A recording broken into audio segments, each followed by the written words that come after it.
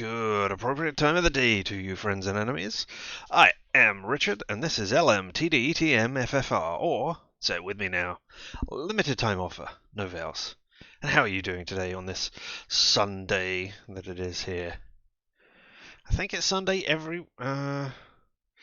was going to say, I think it's Sunday everywhere in the world, but now that I think about it, no, I don't think it is. Not if they're 12 hours behind. Huh. I will have to double check at some point, somewhere, which, I probably won't do. But here we are back with Point and Click Sunday, doing the non-point and click game, Vampire the Masquerade Shadows of New York.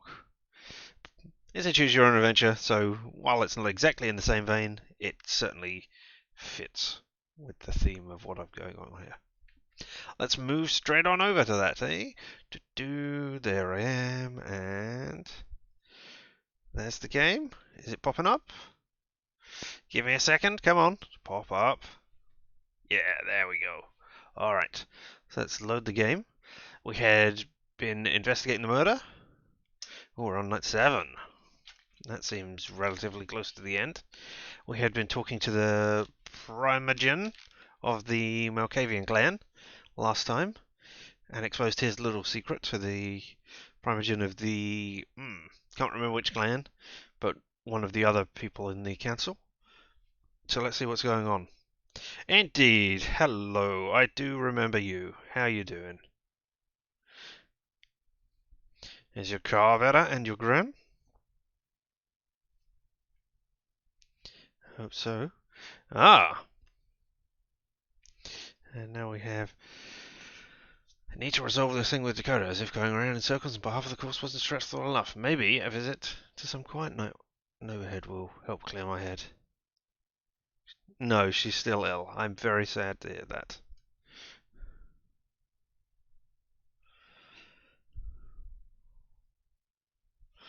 Alright, let's go down and see Prince of Cats, because I have no idea what that will do for us.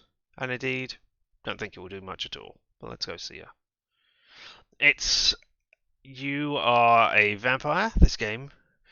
It's based on Vampire the Masquerade, if you've ever seen that tabletop RPG. And you are the lowest of the low. You are not, well, no, slightly above the lowest of the low, but nobody treats you with any respect, and you're trying to solve a murder. A lot of Vampire the Masquerades is about trying to work your way up the political structure. So solving the murder isn't necessarily as important as pinning it on somebody who might be in your way, or somebody who is politically expendable and can advance your career. So yeah, that's what we've got going on here. And yeah, let's go and see this. Dakota being our ghoul, or Renfield, or whatever you want to call them, the person who looks after us when we're asleep. There is that distinct vibe of Manhattan's residential area. And that's us, Julia. And an unmistakable sense of casserole, enveloping the surroundings in a heavenly aura. As well you should be. You should be worried about your grandmother. The atmosphere of desolation makes it feel more like purgatory, though. There's not a single soul in sight, and... ugh, crap. Looks like I'm not alone after all. Some guy exerts himself climbing a nearby tree. I instinctively take a step into the shadows to remain outside his line of sight. But I can barely see anything from where I stand. Can I do an accent while I read? Sometimes I do. Just depends on what's going on. While I'm doing like the main stuff, no. I just use my ordinary voice. But if it is like a different character, then sometimes I try to differentiate it. Don't always succeed, don't always even attempt it. But hey, there we go. So, do we stay low, move closer, or call them out? Is it somebody trying to mug us? Is that why we should call them out? Should we move closer to see who they are? Or should we stay low and observe from the back? Call them out. Alright then. 3 minutes go by and he doesn't make a single move. Not even when we call them out? Dear Lord, even when you come across someone planning a weird stunt in this place, it's as lethargic as everything else. Whatever he's planning, it's definitely not worth the wait. My patience runs thin. Hey, free solo! Get down here. The trespasser pivots rapidly, startled by the sound of my voice. Just as he noticed me, he loses his footing and dives straight into the front yard of the nearest house. Wah! Oh, shit! He drops to the ground with a muffled thump. Luckily for him, the lawn hasn't been trimmed for a while, and the tall grass cushions his landing. Somewhat.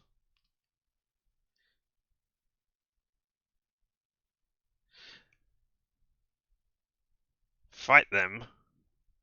It's not that kind of game. Occasionally you will get it, but it's not. It's, as I said, it's more choose your own adventure. But you don't always get to choose to fight. As soon as he recovers, the guy gets up and starts limping towards the fence. He tries to climb over, but quickly ends up back on the ground, clutching his leg in pain. He turns to me and starts begging under his nose. Begging under his nose? What a weird turn of phrase. Hey, you! Shit, please, I'm hurt. Do me a solid. Open the gate. Well, with his ankle twisted, he's not going to get out of this mess on his own.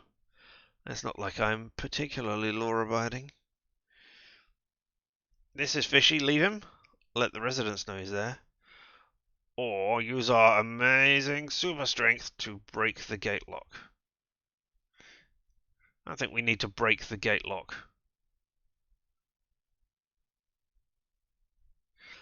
Let's call out to the residents and say, hey you, strange guy in your front lawn. What's going on?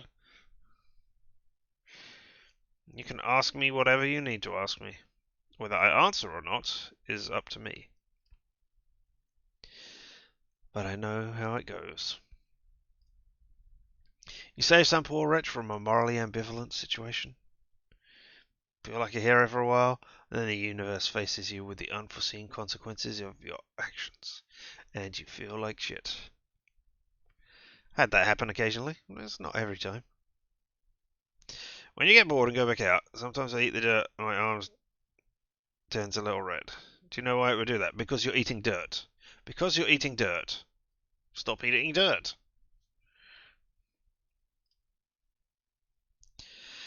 Somewhere out there, the invisible scriptwriter of our lives yells, "Getcha!"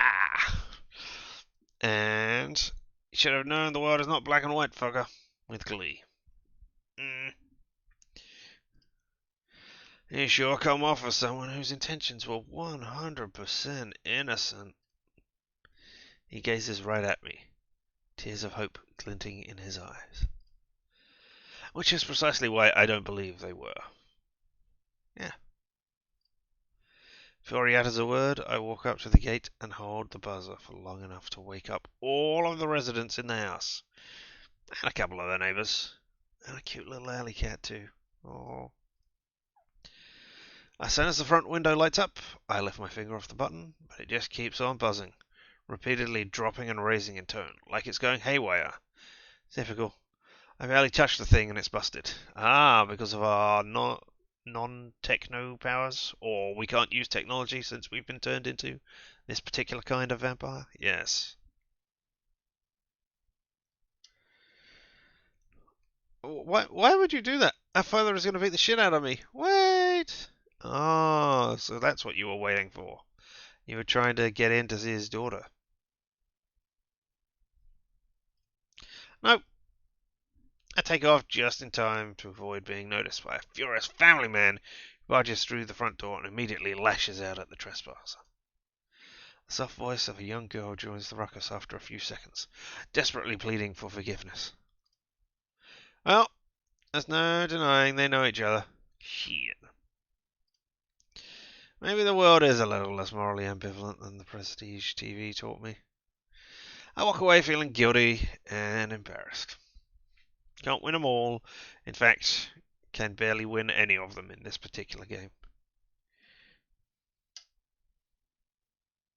All of a sudden, the world ends. Ooh. We come to the end of the world. Is there an invisible wall blocking our way? Everything stops. I'm lost in the darkness.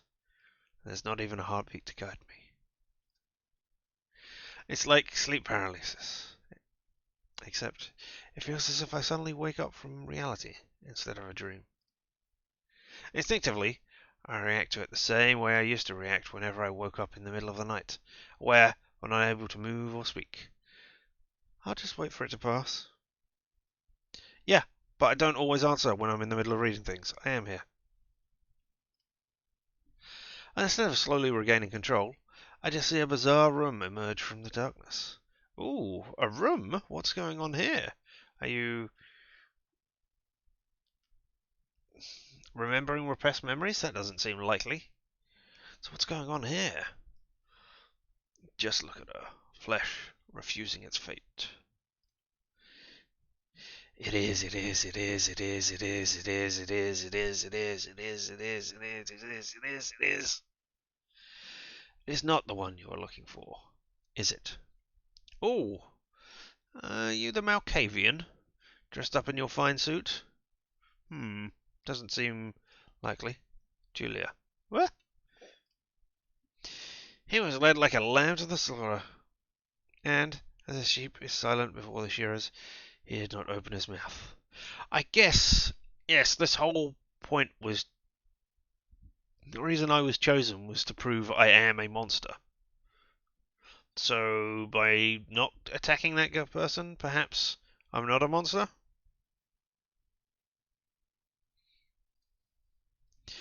There is none righteous, not even one. There is none who understands all there is, who seeks for God. All have turned aside together because they've become useless. I don't know who you are. I can't make out anything really from the silhouette. You could be female with the length of your hair, but that's not exclusive, so I don't know. If anyone curses his father or mother, he must be put to death. Raging waves of the sea, foaming up in their own shame, wandering stars for whom is reserved the blackness of darkness forever. For we wrestle not against the flesh and blood, but against the principalities, against powers, against the rulers of the darkness of this world, against spiritual wickedness in high places. And in those days shall men seek death, and shall not find it, and shall desire to die, and death shall flee from them. Whenever I become one with the darkness, there's always this nagging fear that it might be impossible to become the normal me again. I suppose this could be a consequence of our powers and how we interact with the shadows, and that these could be shadow people rather than actual things going on. And instead of the shadows returning to normal, I will let my consciousness be dragged somewhere else. Somewhere between the worlds? Somewhere like this. Wherever this is. This is the first time that fear has come true. Ooh, so we're stuck here, you think? Or at least, not able to move under your own power. Are you afraid? It's a bad idea to answer. Don't do it. Don't do it. No, please don't. Yes. No, why did you answer? Excellent. Excellent. Excellent. I think I need to sit in this chair. Uh-oh. Spectre says, I think I need to sit in this chair. Oh, multiple voices, multiple things going on. I mean, they're distinct different personalities on that side of the screen, but this is more Malkavian. What is the thing in the background? This black shape here is just a thing.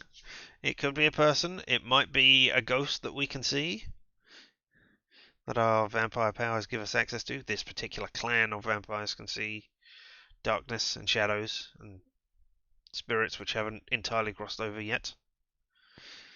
But who knows? Sit in this chair, or sit in this chair. Well, you know what? D4. I've rolled a 2, so I will click on the second sit in this chair. I don't think it makes any difference, but you know, just on the off chance, I sit in the chair. Still in the lean years and unworthy of joining the rest. Oh, do you cull members of your clan in order to drag them into the darkness to do something? However, the path is open, and it is a path of obligation, liability, a debt that will be repaid one day. No, I am not the suit, or at least not physically. I am Julia, a character who pops up occasionally. And when she and when she asks you what brought you here, let your responses be a scent of death. Suddenly, I feel my mind beginning to drift away from here. I'm slowly starting to regain control over my thoughts. No, you aren't. Yes, I am! I am! Stop arguing with me, brain! Fine, think whatever you want. I find myself in a dark corner, leaning against a wet, cold brick wall. I think I'm conscious again, back from wherever it was. Awake, but in an unfamiliar place.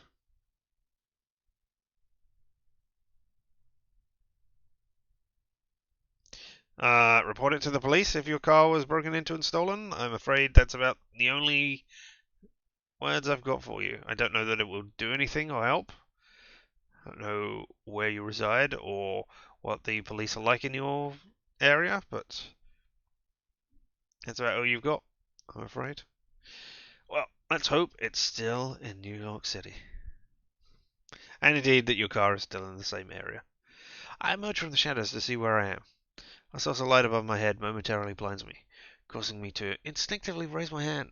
Go away. As I do, I hit some sort of garbage bag with my hand. It falls to the floor, letting loose a metallic din. What the fuck? Oh. One of the Bruja, maybe? One of the more animalistic vampire clans? A woman. Oh! Oh! Have we accidentally found one of the people on the list of suspects we want to talk to? Or not suspects, but people we want to talk to who might have information. A woman! I feel a hand grabbing my clothes. She brutally drags me closer. With one of my hands already above my head, I raise the other. Easy! Peace! I mean you no harm. How long have you been here? Oh, how long have you been here? I don't know. I've got no idea what I'm doing here. Or in general, really. It's like sometimes the forces I control figure out how to control me. What are you, a junkie? No. You're kindred. Kindred being another term for a vampire, one of the embraced. How do you get a girlfriend? By being nice to people and generally finding someone who likes the same things that you like. Yeah. Keep your shit together, damn it. I'm Julius Sawinski, the representative of the La Sombra in New York. La Sombra being our clan.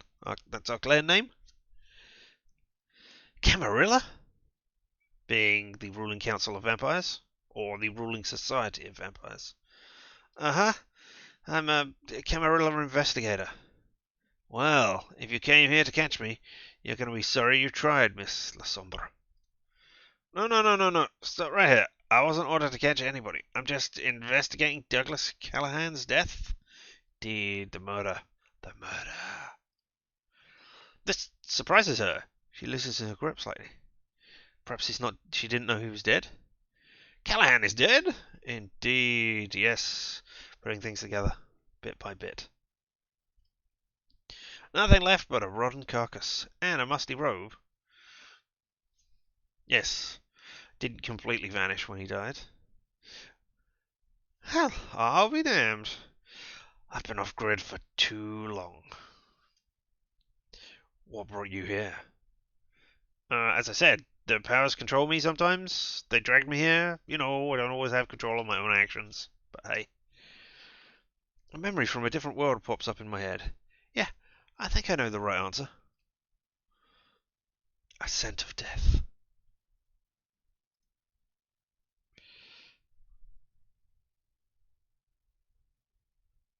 Right. Don't eat dirt. That's all I can say to you. If you feel the compulsion to do so, go and find someone that you can talk to about this.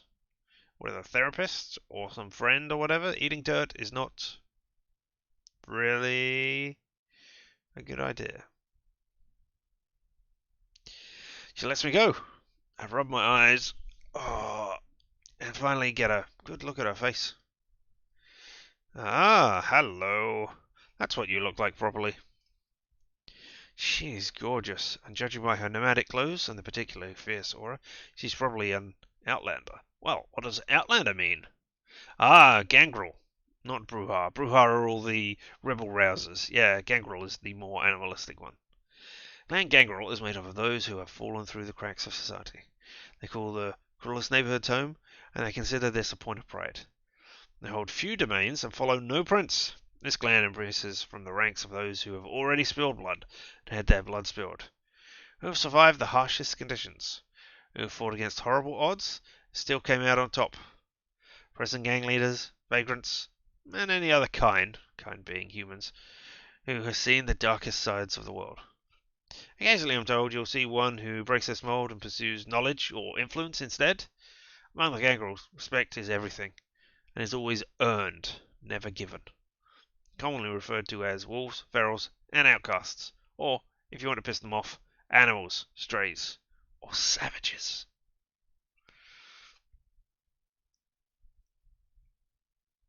Alright. We'll have a talk, you and I. Sure. What's your name? Tamika. Pass me a smoke, will you? Tamika is one of the people on the list. If only it could. My heart would skip a beat right now. Tamika. I guess, once again, somewhere out there led me to the proper path. Thank you, mysterious powers that drag me everywhere and tell me where to go. I have found Tamika. Yeah, sure. When I pass her a cigarette, I realize I'm standing in something wet. Ugh. Something that smells tasty. Ah, blood? Whose blood? Look at my feet and see a puddle of water mixed with blood. Oh, I get it. I don't. Ah, alright, okay. There we go. Were these guys First Light? Don't know who First Light is. Gonna guess they're a group of humans who try to kill vampires. The high-powered guns and expensive-looking outfits, flashbangs, tasers, all chosen specifically to combat the undead. I recognize that equipment from some horror stories I've heard. You don't. You don't put pictures in chat. As far as I'm aware, you can't do that. I mean, you could link to them with a link if you had hosted them somewhere else, but you know, chances of me clicking on it are very small, especially in the middle of a stream. First Light, si usokomo, whatever they call themselves, or SI, sorry, yeah, because that stood for something that we saw earlier, but I can't remember what. Whatever they call themselves, they all bleed out the same. Usually before I have the chance to ask them a single question. Government-funded inquisitors. Some claim they're connected to the US government. Some claim they're supported by the anti-kindreds faction in the Holy See. Some have even wilder theories. And I think Holy See is Holy Church. Even though they're spelling it C as in look, I think they mean C as in letter. You did this all by yourself? I like the reflected look. Let's That's interesting. Have you seriously seen nothing? Nothing at all. I shake my head. I think I might have been transported here by the powers through the shadows. I don't know exactly. My power's not always under control. Still a neophyte at the beginning of this. Believe it or not, I have no idea how I got here. Just kind of let the shadows guide me. Is that a La Sombra thing? I've never actually talked to any of you. No idea what you guys can actually do.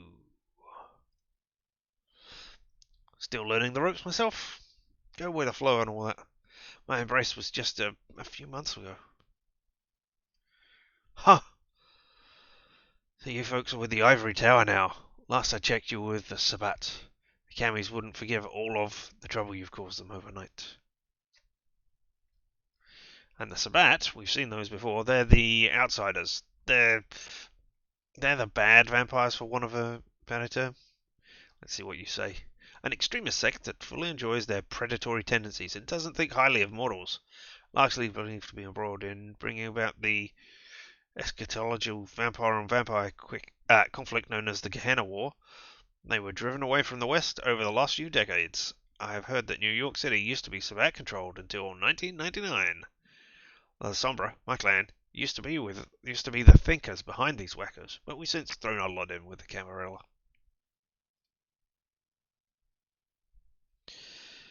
Huh. Oh, dictionary again. Alright. Again, I'm practically still a neonate. I just know there's a lot of bad blood between my clan and the others. And that I can expect at least one glare of pure contempt whenever I visit Elysium. Elysium being the neutral grounds. A neonate, a teenager in kindred terms. Somebody more than a fledgling, but still relatively newly embraced. I'm one. It'll be a few decades before I grow out of these shoes. I mean, you're never going to actually grow out of those shoes, literally, as you don't grow anymore. Oh, that's not true, I guess. Some of the gangrels can change their body to be more animalistic, but it's not a permanent change. So yeah, alright, you could grow out of those shoes in terms of things, but let's find out. I see. We smoke in silence for a short while. So, did you kill them all yourself? Is there a large SI presence in New York? Are you alone? Um, did you kill them all yourself? Yeah, let's ask that, and then and then if this is going the same way, we can say, oh, much respect. Because as the gangrels know, as we know about the gangrels rather, we know that they want to earn their respect rather than just have it given to them. You haven't answered my question. You did all this by yourself? Yeah. I've been hunting these guys for the past few months. Really, as long as that. Aren't they extremely dangerous? Almost got me for good last year. Took me a few weeks to get back in action. Then why are you doing this?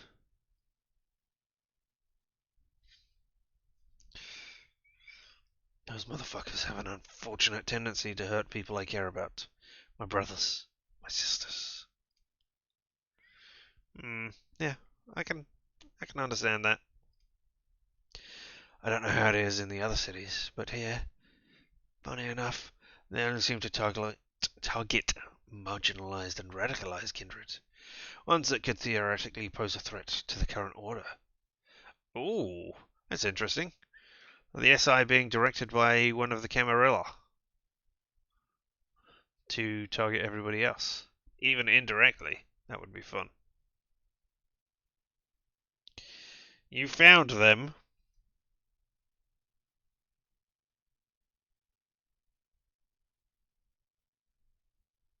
Oh, you mean emoticons or emojis or whatever you want to call them. Right, yeah, or emotes, that as well. Yes. Sorry, I could have directed you to that. Yeah, the little face down the bottom near the chat. Sorry. I thought you meant an actual picture sort of thing, but no. Yes, there are remotes there. Meanwhile, establishment in New York City hasn't really changed ever since Calibros stepped down. Quite the opposite. Every SI raid in the city has only strengthened the old paradigm. Almost makes you think that their goal is something other than protecting the citizens from the blank body menace. Is that what they're calling us? Blank bodies? Tamika throws her cigarette into the puddle, unfinished, and crushes it under her heel. Oh. A red moon, or a red sky at night. Renting places? Stop here for prayers every Saturday? Yeah, a bit of a rundown area. Barbed wire fences. Interesting. She obviously had difficult smoking. It's like she's only ever tried it a few times. Seems she saw me carrying a pack and decided to try it to calm her nerves after the battle.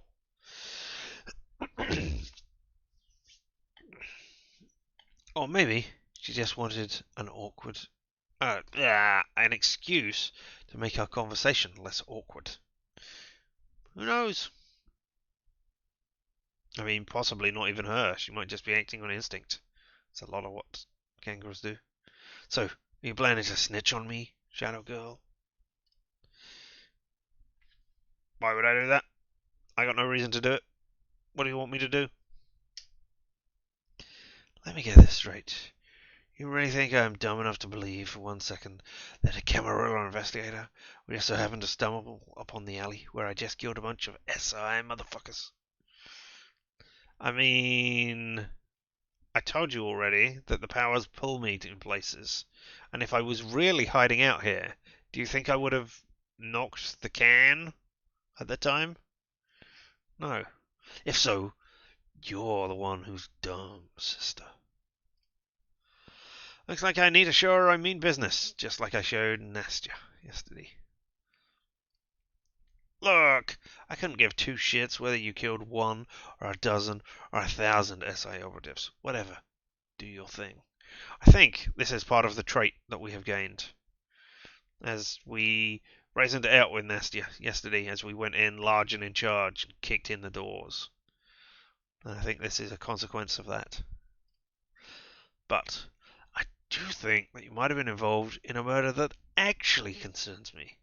Callahan's murder. What? What are you talking about? I found this on his body. Well, what remained of it? Here's our list of suspects, or list of people with possible information. I show her the note. She tries to grab it to read it, but I don't let her. I mean, it's only a piece of paper. If somebody tried to grab it, you'd have to hold it out of their weight and not let them actually grab hold of it, or it'd tear very easily. Aside from your name, we've got Hope, Agathorn, and D'Angelo. You know Wilhelm? Passingly. Any idea why Callahan would need a list of all of your names? I might know why. Yeah. Do you? Absolutely. Do you know a man going by the name of Talk? I can't remember that. Huh. Of course I do. Alright, somebody remind me who that is. Do you know about his connection to Boss Callahan, and by proxy to this list and me? No, I don't think I do. No. All ears. Well, too bad, because it's classified intel, sister. What do you mean by classified? Who classified it? Not free. You want me to do something? I don't know that I can do anything. Great. As if I were in the position to, or could afford, any sort of quid pro quo. But fine, let's hear it.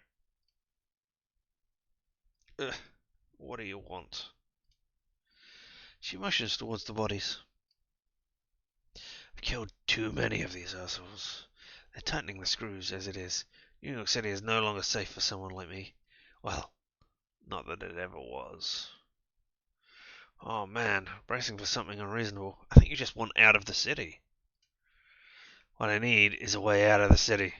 You offer that to me, I give you the intel you need. Yeah.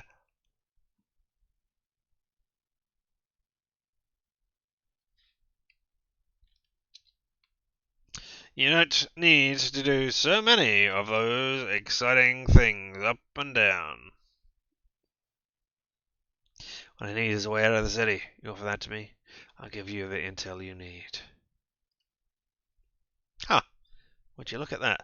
That's something that I believe I can provide as the bottom feeder that I am. I That's something I can handle, actually. Yeah. Yeah, I can do that. She raises her eyebrows. That's a surprisingly confident answer for a practically still-eyed neonate. I'm something of an immigration officer. Psh, gotta say, you sound awfully close to a cop. Nah, investigator, immigration person for the camera at the same time. I suppose, yeah, you're on the side of government and law and order, maybe. Almost as bad. I'm a bureaucrat. I have a secret pathway that would lead you to the West Coast. 100% safe travel. And, if you took it, you'd be untraceable.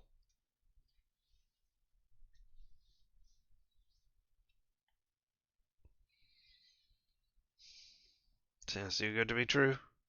What's the catch? Wait until you see how much it costs. I mean, it costs the price of the information.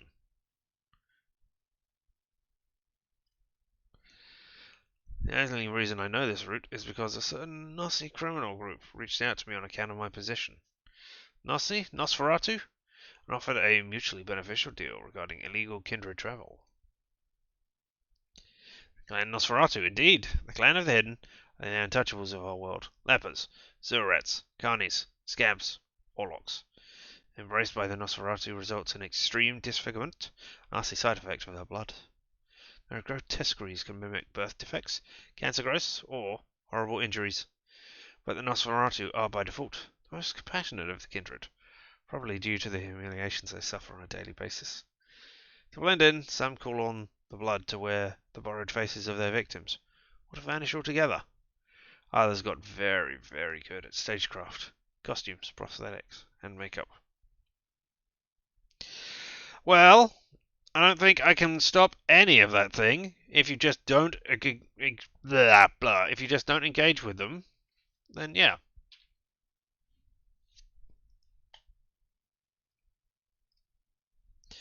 Normally, I'd refuse, but they offered me the only thing they can buy me, a lot of cash. Interesting that you're still so materialistic. Ah, fine then. Money's not an issue.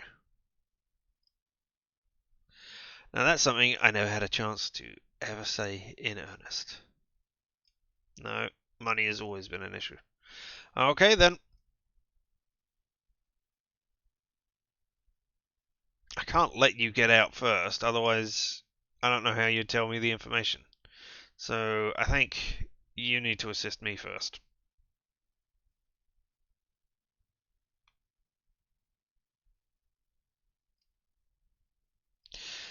You should assist me first, then we'll figure out how to transport you out of the city.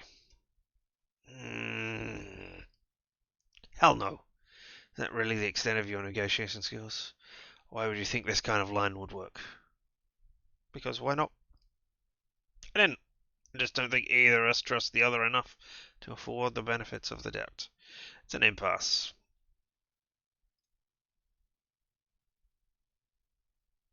That is true. Let me think. I can quite easily stop this.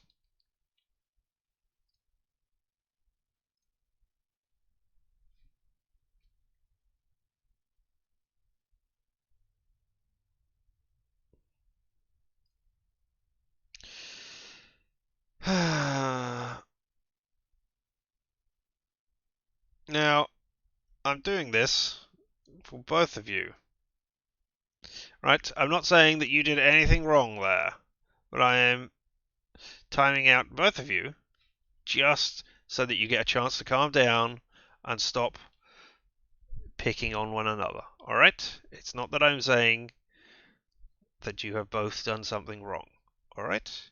Sit there, calm down, don't let your emotions get the better of you. Yeah? Think of, I don't know, a cool pond somewhere with no ripples on the surface or whatever. Just think on something that relaxes you, whatever that may be. Maybe it's just heavy melt music. Whatever you need to do. Alright?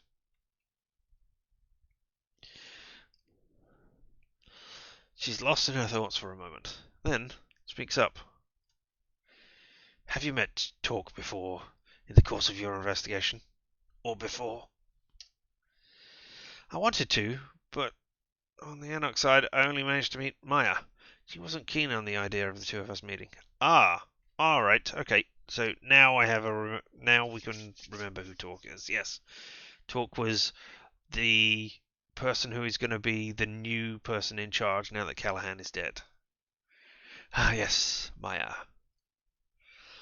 Her expression portrays she's got some vicious stories to tell, but it would be beneath her to divulge them. Too bad. Maybe it could have been a bonding experience.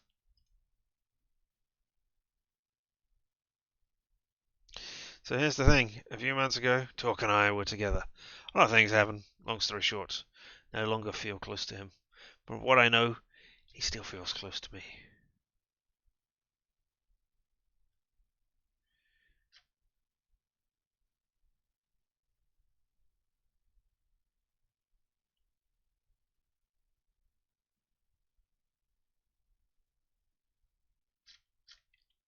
Yeah, whatever. Back when I thought there might be something between us, I gave him a ring that has a lot of sentimental value to me. Since these days, sentimentality is all that keeps me going. I want it back. So my suggestion is, tell Talk's people I sent you to get inside his base of operations. Meet up with him, ask your questions, convince him to give me back my ring. You get to interrogate him, and I get to have my ring back. Then you hear my side of the story. Then I get to leave the city with your help. Everybody wins. More than once.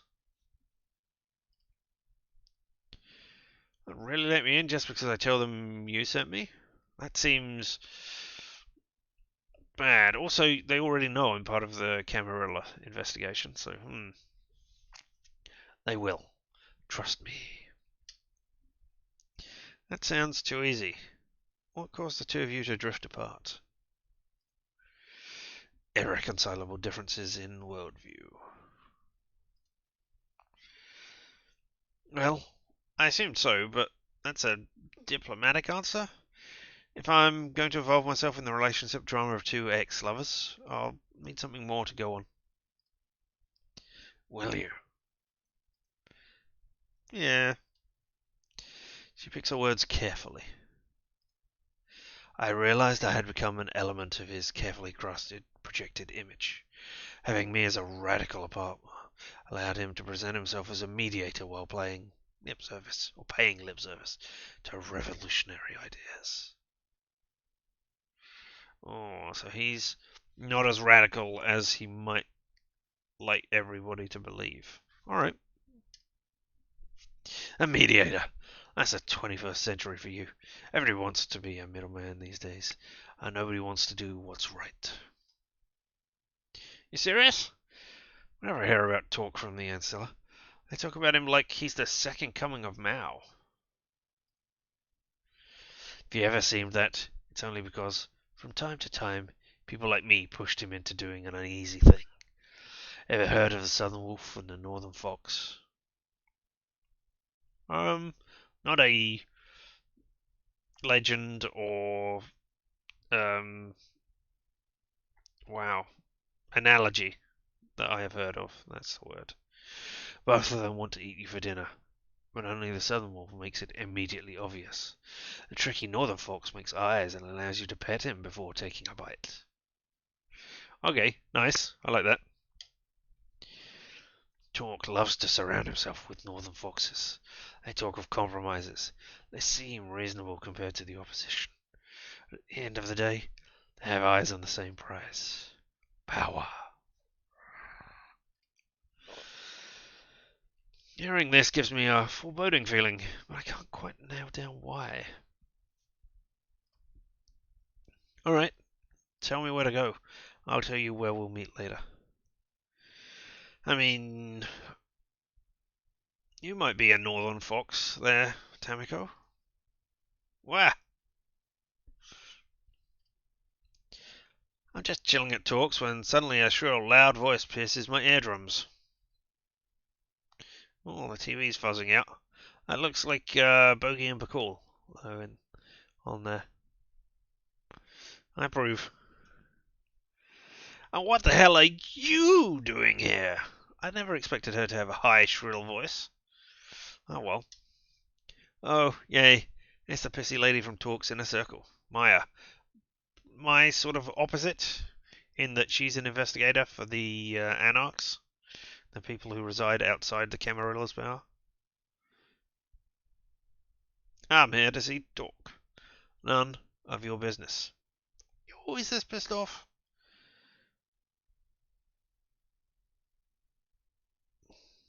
Are you always this pissed off? Because, you know, you're annoying. Are you always this pissed off? Only when ivory tower bootlickers pop up to ruin my day. You want me to act happier? Make yourself scarce. No.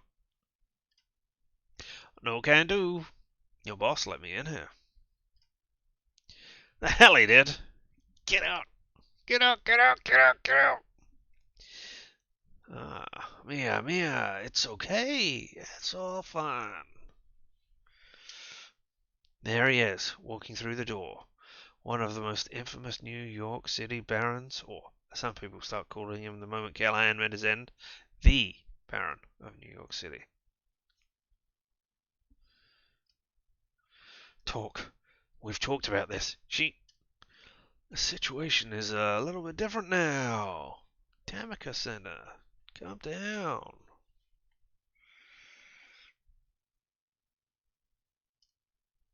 What?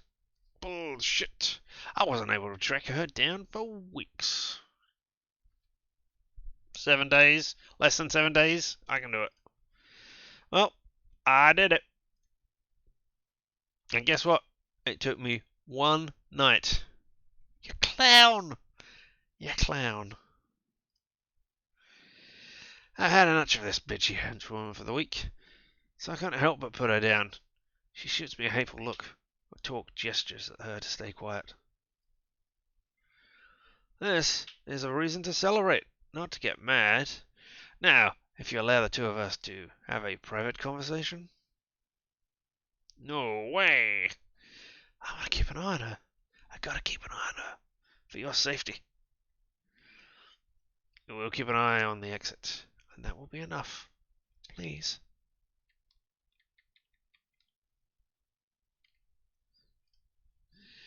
He puts on his best authoritative tone, and it works. No protest this time. Mia leaves the room. I'm sorry about her. She can be overzealous, but usually that's not a bad thing. Yeah, sure. So, as she told you, I've been trying to reach you for a few nights? I don't think so. Have you? Well, I'm the dumbass court ordered to investigate Callahan's final death, so considering your connection to the case, I thought it would be prudent for us to talk. Ah, so that's you. Yeah. Now I know you're probably anxious to hear about Tamika. I'm surprised to hear you two know each other. We actually met through this investigation. Anyway, as I was saying, you know her. Probably can't wait to hear about her. I'd like to ask you a few questions first. It's interesting. Excuse me. That he's not pushing back yet. You know, because I've just dropped the name and said I know her. Could be all a deception on my part to go and talk to you about the murder. I understand. Do your job. Did you know Douglas Cahill? Oh, Callahan, sorry, not Cahill. I mean, that is a stupid question because he was the Baron, and of course they knew each other. Of course I did. We were both Barons. Kept having professional obligations to meet each other, but that was it. No socializing. We never split a pint of bard or anything. What was your private opinion of him? Same as everyone else's. A racist clown, mentally stuck in the 19th century, who spent too much time keeping the Anoks down. I'm glad he's gone. You mean, you're glad he met final death? Well, you know what they say. Hate to see you go. Love to watch you leave. Weren't you the first kindred who saw his corpse? Yeah, you were first on the scene. I was, but it was his ghouls who found him. By the way, we've established that some of them tampered with the crime scene. They were properly disciplined for that. Ooh. Convenient story. Let's move on. What's what's your alibi for that night? What were you doing? Where were you? Who were you seeing at the time? None. I was running around town. I was running around town the entire time. Ah, I hate. I was running around the town the entire night, taking care of various issues, unrelated to Callahan, but I don't intend to divulge them to someone from the ivory tower. I think this is the point where I stop just for a second to have a drink of water.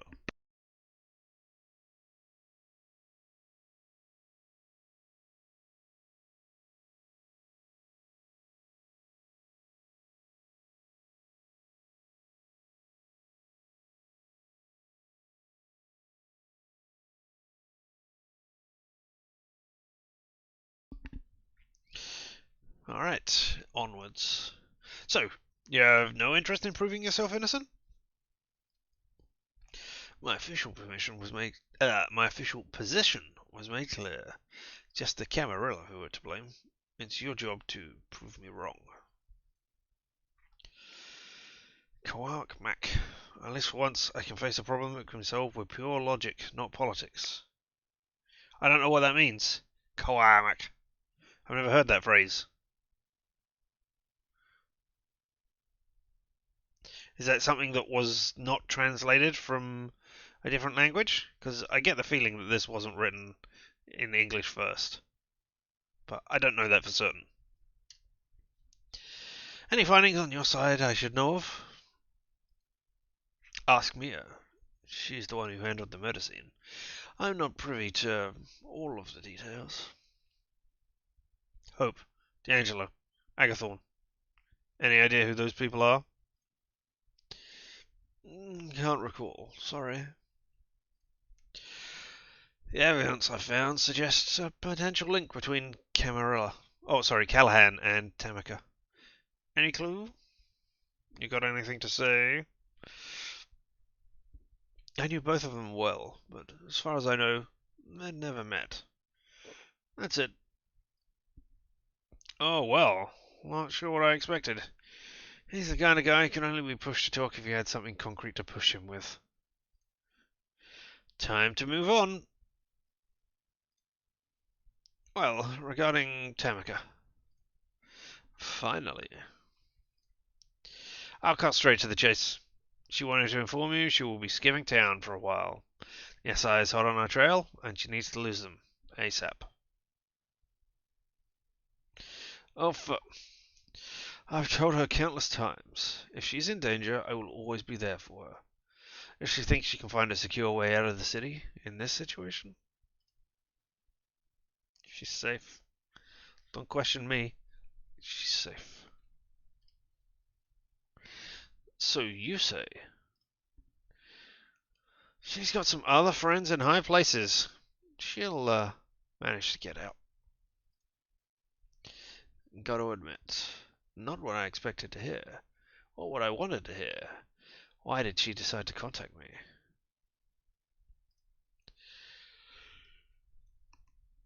me?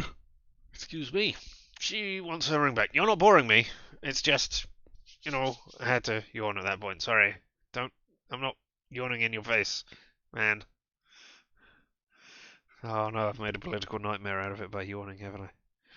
Oh, never mind. His aura changes in the blink of an eye. Ah, I see now. So that's why she didn't show up herself. Wouldn't even face me when delivering the final insult. Uh-oh. Looks like I stepped on a landmine. She said the ring was a symbol of the trust she put in me. No way in hell I'm going to give it away, not until she gives me the chance to explain myself. I need that ring to get Tamika to talk. With the way he's acting, it doesn't seem likely he'll be willing to part with it. It might require me to act shitty, but maybe time to change my approach. No, be brutally honest. Lie, lie, lie through your teeth. What have we got as... Oh no, that's dictionary. Traits. Loyal to the end, glass half empty, a little abuse of power, never hurt anybody.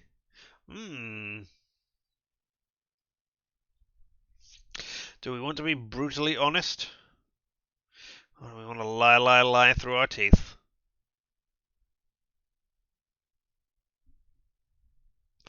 I'm a journalist, or I was a journalist before I was turned. The truth was always better than a comforting lie. Because you didn't listen to what I said. I told you why I was putting everybody there in timeout. It was because I didn't want anybody to start obsessing over what was going on or start typing messages out at all. I said everybody needed to calm down. So I put you all there so that you couldn't type things, not because I said everybody was to blame, but because I wanted everybody to have a timeout so they could just calm down and relax. That's all. So we'll be brutally honest here. Traits updated. Fuck it. Here we go. What was the new trait that we got? Honesty is the best policy. Alright.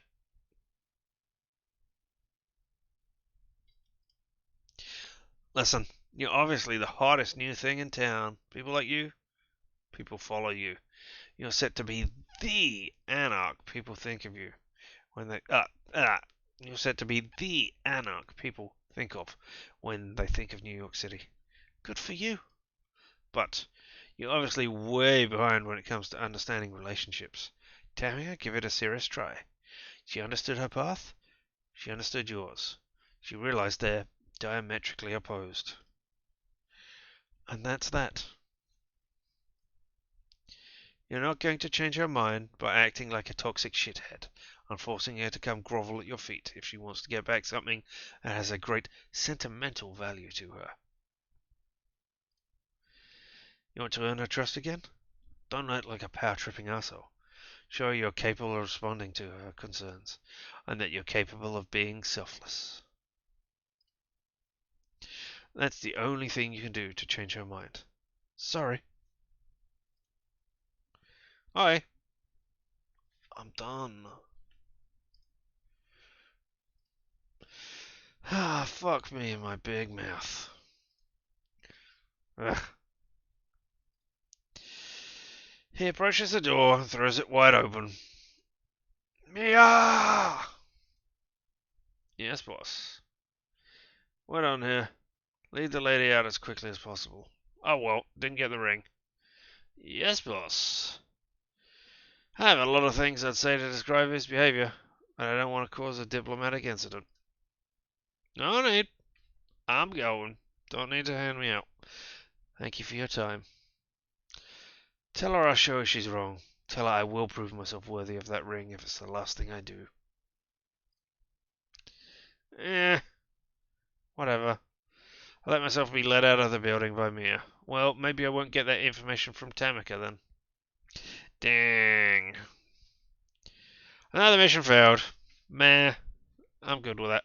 Time to meet Tamika and tell her the bad news.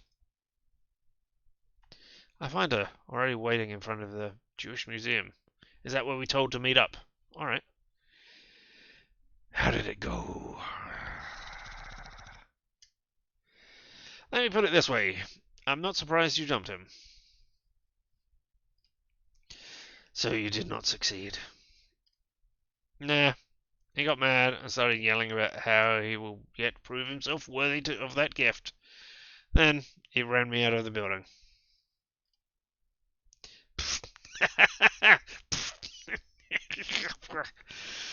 Is she trying to stop herself from laughing?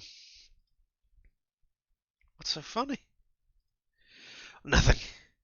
I'll be honest, I kind of expected that. Just nice to get a definite confirmation. He's still a bit of a toxic asshole, that's all. Well, glad I fell for the oldest trick in the book.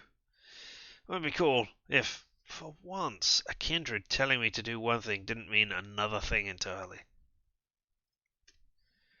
Oh, don't be mad. I wanted to be sure of something, and now I am. As far as I'm concerned, you've kept your end of the bargain. It's time to repay the favour. Well, there we go then, that's good. Last year, a certain fledgling appeared in the city, attempting to build a coterie. That list you found on the Camarilla?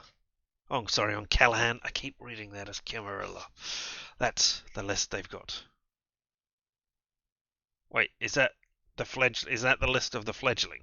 Fledgling meaning somebody who's down, who's not, who is young in the vampire. A baby vampire. There we go. Aw, i.e., one so new, just figured out so little, they still need their sire to protect them.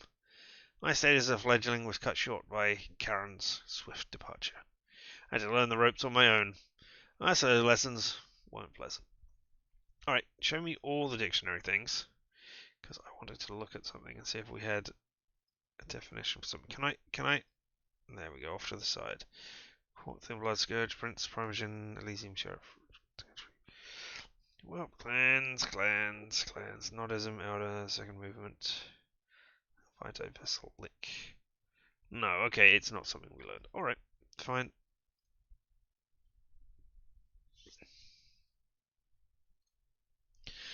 They contacted each of us and found themselves in deep shit. SI, Kaiser, Sophia Langley, some shadowy players manipulating everything from behind the scenes. Then they disappeared. Kaiser, that name popping up once again. Can't be a coincidence. Kaiser was the information broker. No one knows where or why. Doesn't really matter. That happens when you punch way above your weight. Hope they're doing fine, despite all the odds. Who was this fledgling? In any case, talk got involved too. That's how I met him, actually. He got hurt. Didn't want to say how. Claimed it could put anyone who knew in danger. Whatever happened, it gave him the drive and the desire for change. For 2 months, he was a beautiful kindred. Plain and simple. But suddenly, something in him snapped. Overnight, his tone mellowed out. His actions became timid. His language became more befitting of a political science student than a charismatic leader. I assume he met someone who made him an offer he couldn't refuse, but I had no idea who that was. And then, one night, I followed him when he went out. I saw him scheming at the docks with Callahan. When he came back, we had an argument. When he refused to explain himself, I knew I was on my way out. And that was that. I understand. Wish I'd known that earlier. I might have confronted the facts with him and learned something more. No, might have confronted him with the facts and learned something more. What is... You could have had somebody do another pass on this. You never told me. Of all kindred. Never told me, of all kindred. What makes you think he would have told you? She's got a point, I suppose. Alright, thank you. Now it's my turn. Here is your way out. I point at the manhole below our feet. Out you go, down, down, down. Here's a map of the sewers. Follow the route, then burn it. You'll be looking for a one-eyed Nosferatu wearing tactical gear. Tell him I sent you, then give him the agreed upon amount of money. What kind of route will I be taking anyway? An armored van full of precious coffins. No man knows how to arrange to allow for unnoticed extra cargo. Precious coffins? Alright. Her face darkens. The circulatory system? What did you expect? The rich and powerful always get the blood they want, one way or another. At least tonight, one of their routes will be used for something... good? She drops her shoulders in resignation and opens the manhole cover. Fine. But remember, if it doesn't work, I'll be back at your doorstep with a vengeance, if it's the last thing I do. Girl, I don't have a doorstep for you to be on. If you can find me and kill me, I'll take that final death in a heartbeat. I'm sure it will work out just fine. But beware, John, I'll be in a ghoul alligator while you're down there. Tamika rolls her eyes. Playing on the old legends. Urban legends are great. Sewer ghoul alligators? For your information, it's just a story. A story, New York kindred. Tell the neonites. For your information, it's just a story New York kindred tell to neonates to mess with them. Well, they're still gullible enough to believe anything they hear about their new world. Oh, that makes sense, I suppose. I mean, why did you ever believe that? Did I ever believe the flushed alligators thing when I was younger? I don't think so. I think it might be because when I was younger I came across a blockbuster video called Sewer Alligator or something, which was a film on the idea of the sewer alligator coming back for revenge and eating everybody. So yeah, I never really thought it was worth it. Anyway, oh well, that makes sense. Well, this is goodbye. If in a few months you hear that the First Light presence in Los Angeles has been decimated, assume that against all odds, I'm still alive and kicking. If you keep killing indiscriminately, you might cross a line of no return, you know. Shouldn't you take it easy for a while? Yeah, you might lose your humanity and descend into the savage that everybody thinks you are. Not until my brothers and sisters in blood stop being slaughtered. I care about what's left of my humanity, but turning a blind eye on kindred in need would be even less human. That's the kind of person she is. I probably will be. Till the very end. Must be comforting in a way to know how your path will end, yet follow it all the same.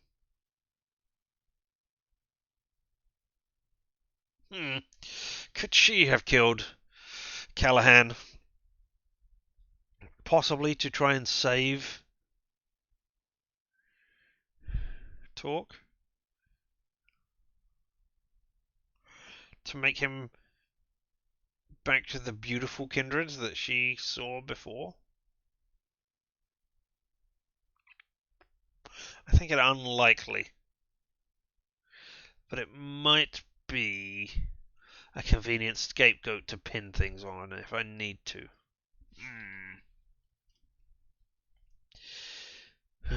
I could never do that. I could never follow my path right to the end. Here's some parting advice for you. We might be monsters, But we were lucky enough to be born into a world that's even more monstrous than we are. If we rebel against it, we might still find salvation. If only I could believe it. Didn't expect the preaching tone. Why are you telling me this? Because I think I have a pretty good nose for people's auras. When I take a good look at you, I smell the possibility that you'll give in to the fear of the dark visions of the future you've conjured in your head. So, you're trying to save me from myself? I smell a controlling anger that might get out of hand if you get a whiff of power. It's not much, just a hunch. But you seem prone to giving in to the Camarill's empty promise of safety and their petite bourgeois values. I think I should take offense to that. I hope you do. That would reflect on you well. In any case, whatever happens, see you in your next life, Julia. Safe travels, Tamika. I skipped tonight's visit to the church. Cool. I mean, yeah, I've got really nothing to report. I'm not in the mood to see Benoit. I'm still embarrassed about yesterday's outburst. I don't remember yesterday's outburst, but okay. Oh, it's when we were talking about how we agreed with the spirituality of the church, but not the church itself, because we saw things that in the church that we didn't really believe or couldn't reconcile with the values of the church. So yeah. And I kind of pissed none of the clan elders in Chicago bothered to reply to any of my fucking reports. No advice, no feedback, nothing. Felt like I was left utterly alone. Besides, it's late. I always get back to the apartment early in the morning, right before it gets bright. It's getting risky to be out here so close to sunrise. Accidents can happen. I'll try to get back earlier tomorrow night. Attempt to surprise Dakota. Yeah. I'm back. Yay. How was work? All caught up? I actually get my deadlines postponed. While clients are cancelling and delaying orders left and right. Huh. Does that mean you have time to help me with my makeup tomorrow? We'll see. Perfect. Alright, I need to disappear before the sun catches up with me. Hey. Yeah? I love you. Oh. An easy silence fills the room. Not getting out of this one, am I? No. Have to. I didn't lie to the Baron of New York City tonight. I'm not going to lie to her. I know. She flashes a sad, forced smile. Achievement unlocked. Anarchy in New York. Ah, so we don't love her. She loves us, but she loves us possibly because she's a ghoul? I'm not sure exactly on the relationship here. She might be forced to love us because we fed her some of her blood, and so she feels us inside of her all the time. Alright. And there we go. The time has advanced. We cannot go to do camera shyness and go for that interview. We went to see the person in the downtown and just get a relaxing time. But now we need to rest from the morning back to the early evening. I finally reached Big Beat Burger, which is our home. Or our office, rather, sorry. Home away from home. Having to recuperate after all the mental damage accumulated over the past few days. Only to find out the doors are locked and nobody is inside. No, no, no. I need to be soothed. I need my routine. You've absolutely got to be kidding me. Closed down because of health violations? Why are you closed? I assume if it was that, then I would assume it was another kindred fucking with me. Closed? What the fuck do you mean, closed? Passerby. I mean, we are in the middle of a pandemic. Everything's closed. Are we in the middle of a pandemic? Alright. Pandemic? What pandemic? you live under a fucking rock? It's the new SARS virus, straight from China. The whole world is going crazy over it. People are dying left and right. Okay, so we are putting this in contemporary times. Alright, fine. I mean, it's 2019, though, in the world, which is not quite the right timeline.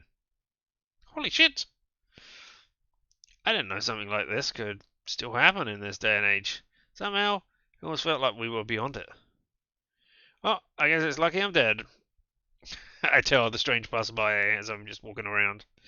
I walk away to avoid bringing more attention to myself. Now I understand why New York City feels downright apocalyptic tonight. It's like a psychedelic experience to see these familiar streets empty and abandoned. Oh, let's see what parts of the city are still alive in the middle of the plague. Alright, we can go. An aristocratic taste. All this Malay spreading through the boroughs is putting me in a weird mood. Seems like I can't outrun it, so maybe I'll intensify it somehow. Smallpox hospital, here I come. A familiar smile. It took just 2 days for the city to go all last man on earth. I probably won't have a better chance to soak in the atmosphere.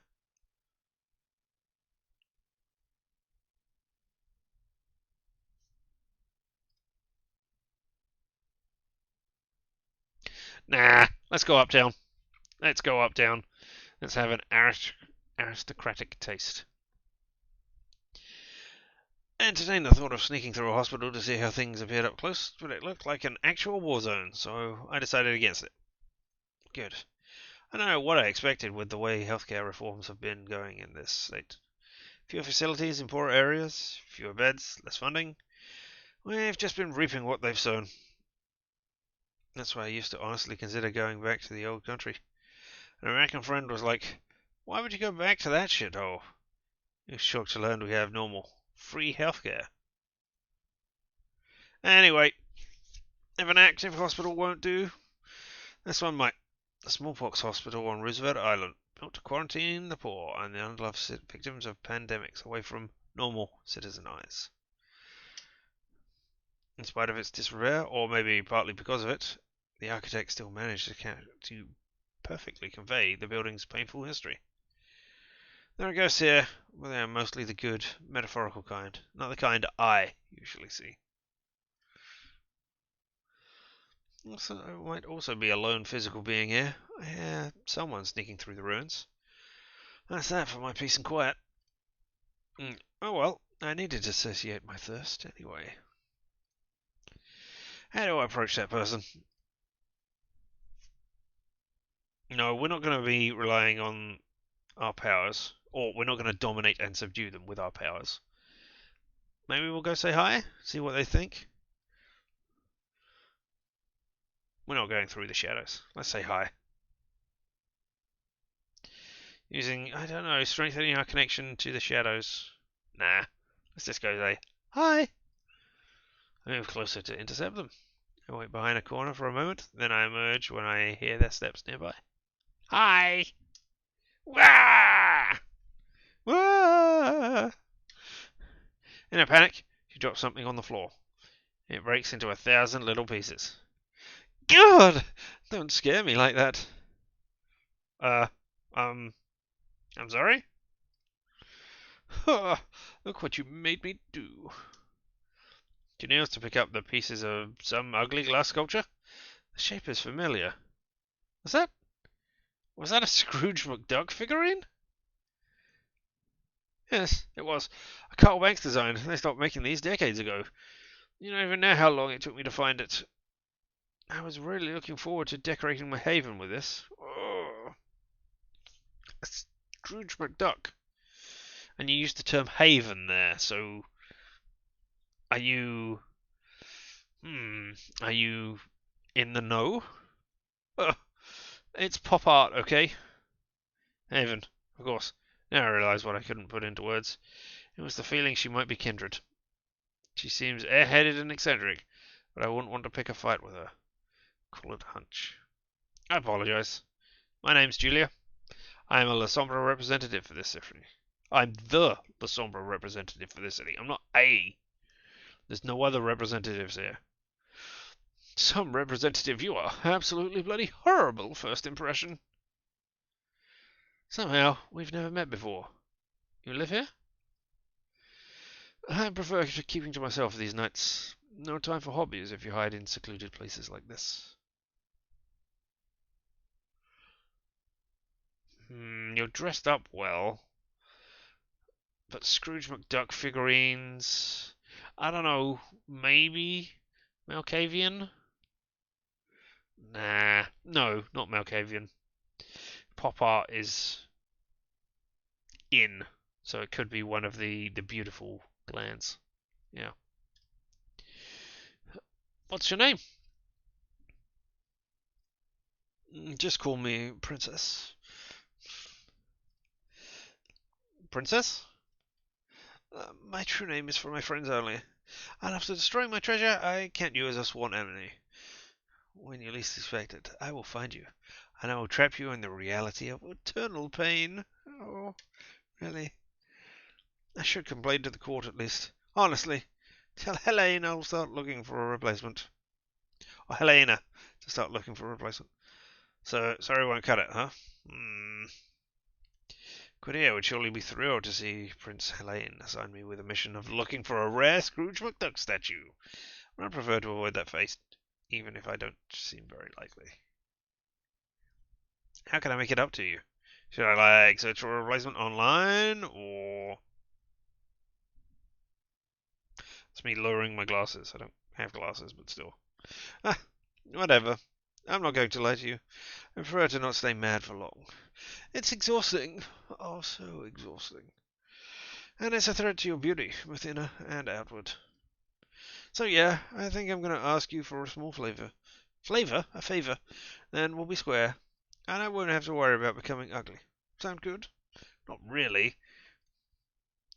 What favour?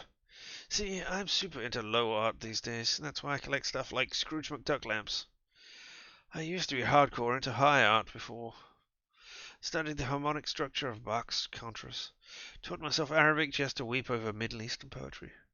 Read a lot of Joyce and Adorno, etc., etc. Eventually, these hobbies got boring, as all things do. So I'm switching it up now. Comic books, heavy rock music, modern Hollywood movies, stuff made for small children, basically. Wow. Wow. I don't know that I would say that at all. 1 second.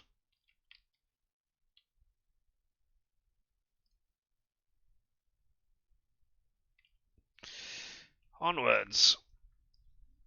The problem is, I think I'm still not low enough. There's still too much mastery of the form, too much restraint, too much respectability, too much tastefulness. So, you want me to steal a 5-year-old's drawing for his mum to pin on the refrigerator so that you can put it up in your haven? I want to feel the rush of gazing into the soul of someone willing to admit to truly degenerate desires and obsessions. So I want the lowest kind of art you can find. Just sweep me off my feet and we'll be good.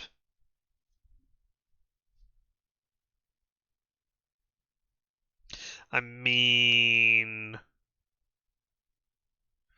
I mean, I don't know how you feel about it, but society generally looks down on pornography and calls it a low kind of art, and could be filled with degenerates if you go. Well, it could be filled with fetishes, which a lot of people call degenerates. If you really want to do that, but I don't think that's quite what you're looking for. I don't know what is lower than that, or indeed fits the requirements of what you're talking about. As we're talking about painting made out of shit. Not the kind of request I expected, but how low is too low? There's no such thing as too low. Alright. Huh, okay. Back when I was alive, I refused advances from a guy who lived just outside of Astoria. He definitely still owns some incredible low art. What exactly should I get her? What? A fantasy book, an anime DVD, or a video Alright, I mean, maybe you could call them low art. I mean, we're in a video game, so I don't think picking a video game within a video game, I think that is the joke answer. It might be the right answer as they're trying to play on that joke. I think a fantasy book has had resurgences, what with the Lord of the Rings and I mean the Wheel of Time has just come out right now, so I think we'll put that at slightly higher than an anime DVD. Although Cowboy Bebop has just had its live action version released on Netflix. I haven't seen it yet myself, but it is a thing that I am mildly interested in watching, along with all the 8,000 other things that I have to watch. Still. Alright, we'll do an anime DVD. Okay, I'll be back in a jiffy. Stay here. Takes me just over an hour to get there. Wake him in the middle of the night, mess with his head a little, and get back with an appropriately low work of art. I mean, you're not meant to expose it. This was somebody who you dated when you were alive. Or didn't date. Refused advances of, sorry. So, what? You're going to say you're there and you've come back? Come back from the dead to mess with you because you were horrible to me. Alright, I mean, maybe. So, I've got something. Don't be shy. What is it? I pass her a DVD box with a busty hand-drawn girl licking a giant katana. According to a description he printed for me, this thing is named Risu no Daibokon. Daibokon? The cover says Les Carnival Carnival. Yeah, no idea why the name is written like that. Anyway, this 90s original video animation presents us with a tale of 5 big bosom samurai warriors travel through America in search of General Hastafista, the Incubus King. Don't let all the titillation misguide you. The main draw here are peerless direction, a nearly avant-garde editing rhythm, and dialogue that coyly comments on traditional gender roles in anime. Once you see the animation in the final battle, you'll understand why it never fails to set a Sakuga's fans' heart ablaze. Note: Sakuga, uncountable. In Japanese animation, anime, a sequence of noticeably higher quality used to highlight a particularly important scene. Alright, well, thanks for the explanation. So, yeah, sure does sound like low up. Eyes down. Wait, I respond. Why are your eyes down? No. Straight up, looking at them. Princess says that this is great. Oh, my tinkly laugh. It is? Yeah, I have no idea what I'm looking at, but I can feel that it's utterly degenerate and naked in its intentions. Just what I needed.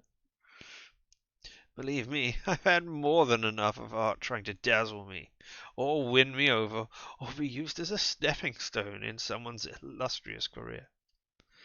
I just wanted someone to be like, screw it. I don't want to impress anyone. I don't want to get anywhere. I just want to vomit out my soul for all the freaks like me to see. Hey, are you commenting on streaming there, horrible person? I think that in its own way, you might be the ultimate form. That might be the ultimate form of art, not me. I'm not the ultimate form of art.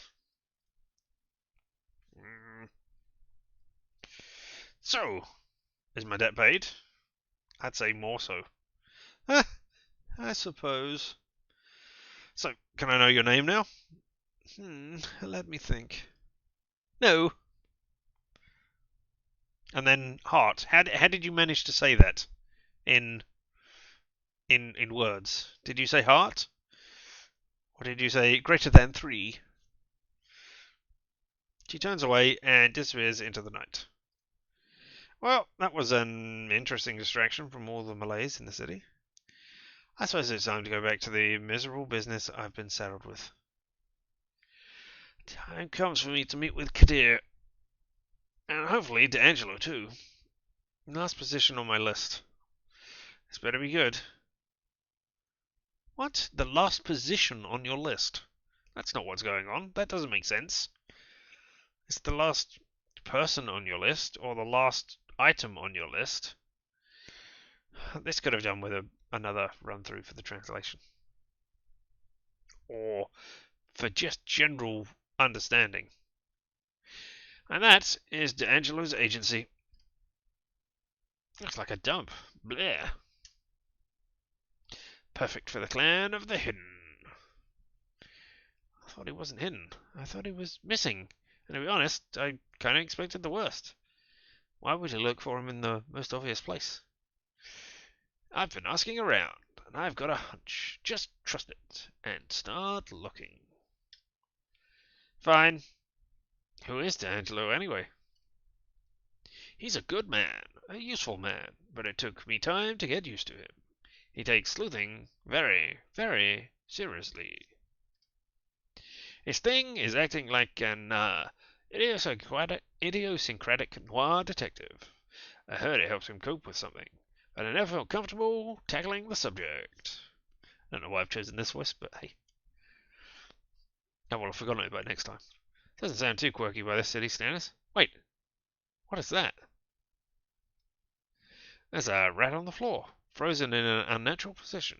Where'd shit? Can't see it in the art of the background, so that's a shame. Gross. Examine it. Kick it. Time for examination. I assume it's... If he's a noir detective, if he's truly 1950s, then he won't have, like, cameras. But cameras in a rat?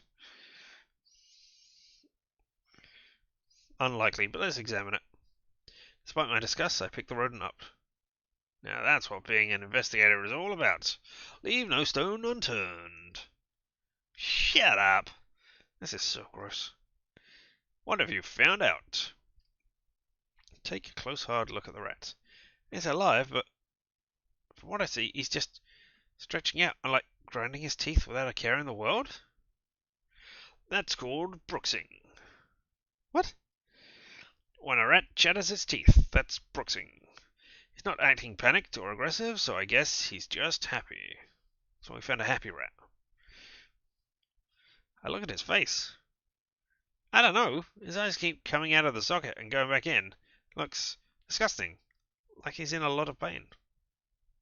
So he's boiling. He must really be content. Or be really content. You know, I mix the words up. How does he know so much about... Never mind. I've got an eerie feeling. Or I'm getting it. This is weird, man. I have a feeling there's a kindred hiding nearby. Weird. So he can control rats, maybe? My thoughts, exactly. Kadir slowly approaches a secluded corner of the room.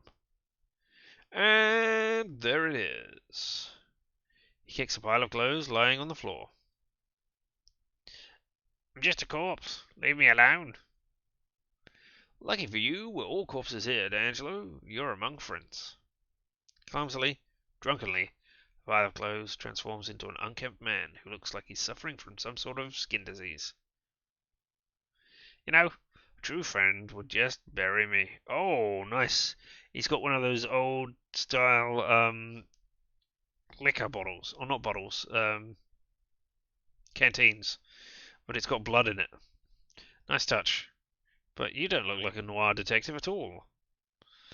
Or at least you haven't got the trench coat and the hat, which is what I primarily associate with them. Unlucky for you, we're not that kind of friend. Lucky, unlucky, schmucky, my ass.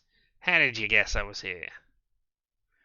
See, I've been asking around for the past few days. What I've learned is that for reasons that can be best described as nebulous, you've made quite a few enemies since last year. Yeah. Tell me something I don't know.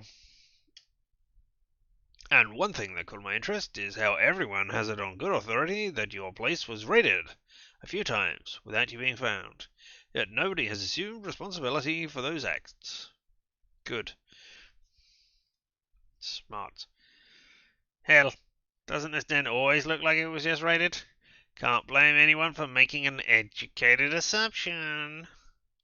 I had a hunch there might be more than rumors. See, it looks like a convenient coincidence that everyone hears something that makes them look the other way. And coincidences are for fools. Well, you've got my number, and you can see my ugly mug right in front of you. So it's no use playing dumb, I suppose. Agreed. You seriously spent all these weeks holed up here? Is the hunger not getting to you? You've got a lot of critters around the area, and we've become chums. Some of these rats... okay. Some of these rats actually got addicted to the kiss. They come to me every night, acting like cookhounds, begging for it. Okay, and the kiss is what they call drinking, yeah? The fancy romantic word for taking a nice deep drink of mortal blood. The recipients usually enjoy it almost as much as the bestowers, though not in the same way. For us, it's sustenance and taking care of a deeply rooted need. Most people I drink from end up happy. Dazed but happy.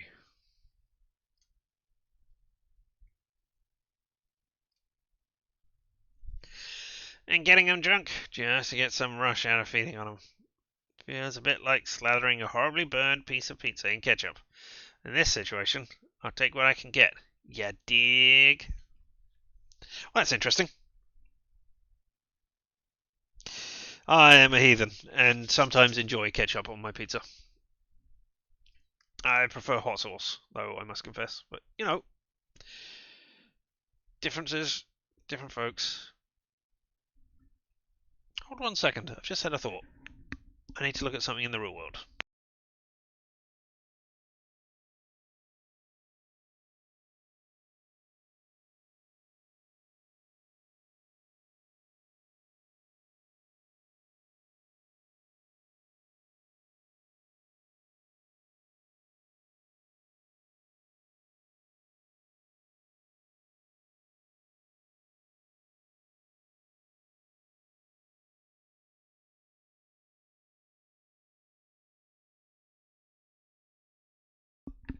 Interesting. Oh well, onwards. I ordered food, and I haven't had confirmation of it. I hope it's coming. And they didn't fall through the cracks. Okay, well, we'll find out. Anyway, it's so gross. I fail to keep my poker face. He notices. So, who's the dame? Julia Sawinski, a detective investigating Baron Callahan's death. He raises his head for a short while to stare in Kadir's eyes and treat him with a vulgar snicker. Phooey! So somebody's finally put the old man on ice. Whoever did it did the world a huge favor. Absolutely, but I got orders to establish who that was.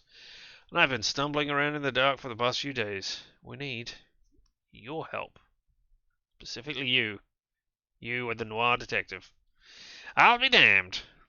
Your sleuth skills must really not be up to par if you're begging a bum for help.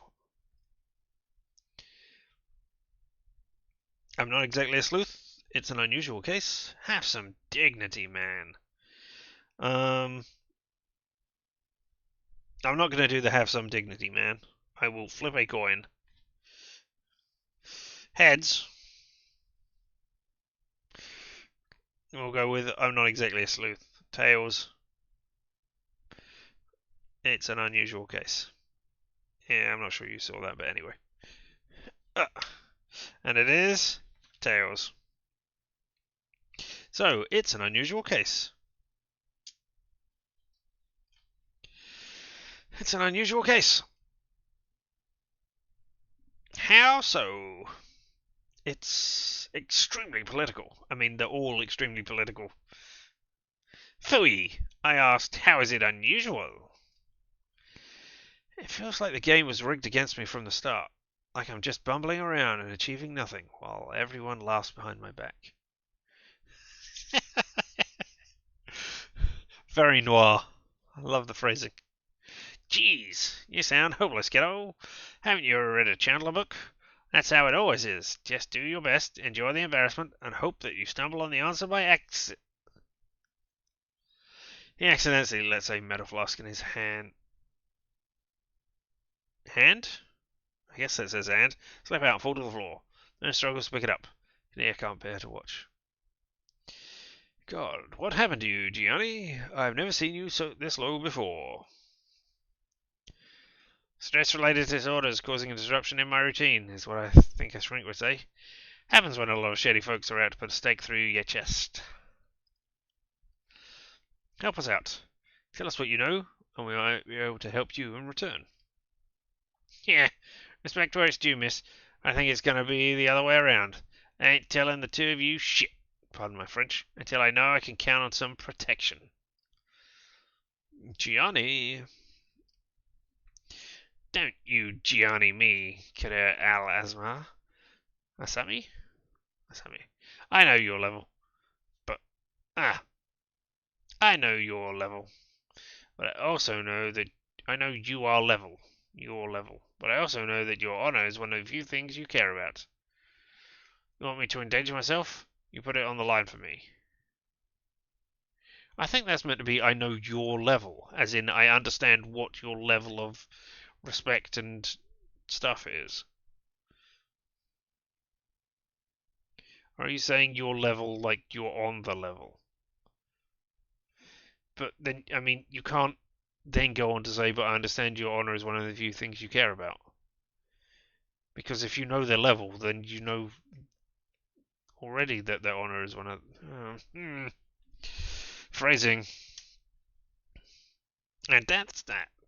You either promise to extend your protection to me, or the moment you step away from here, I sneak into the sewers, and that's the last time you'll ever see me. Kinnear shoots me a weary sideways glance. I know, he drives a hard bargain. Especially for someone whose sense of self-worth does not exactly appear to be sky-high at the moment. Maybe, but I do value my unlife quite a lot. Thank you very much, friends. Kadir sighs.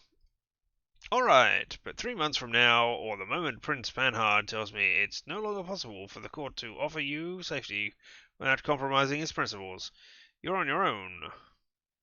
No negotiations. That's the only deal I can strike with you. Take it, or leave it.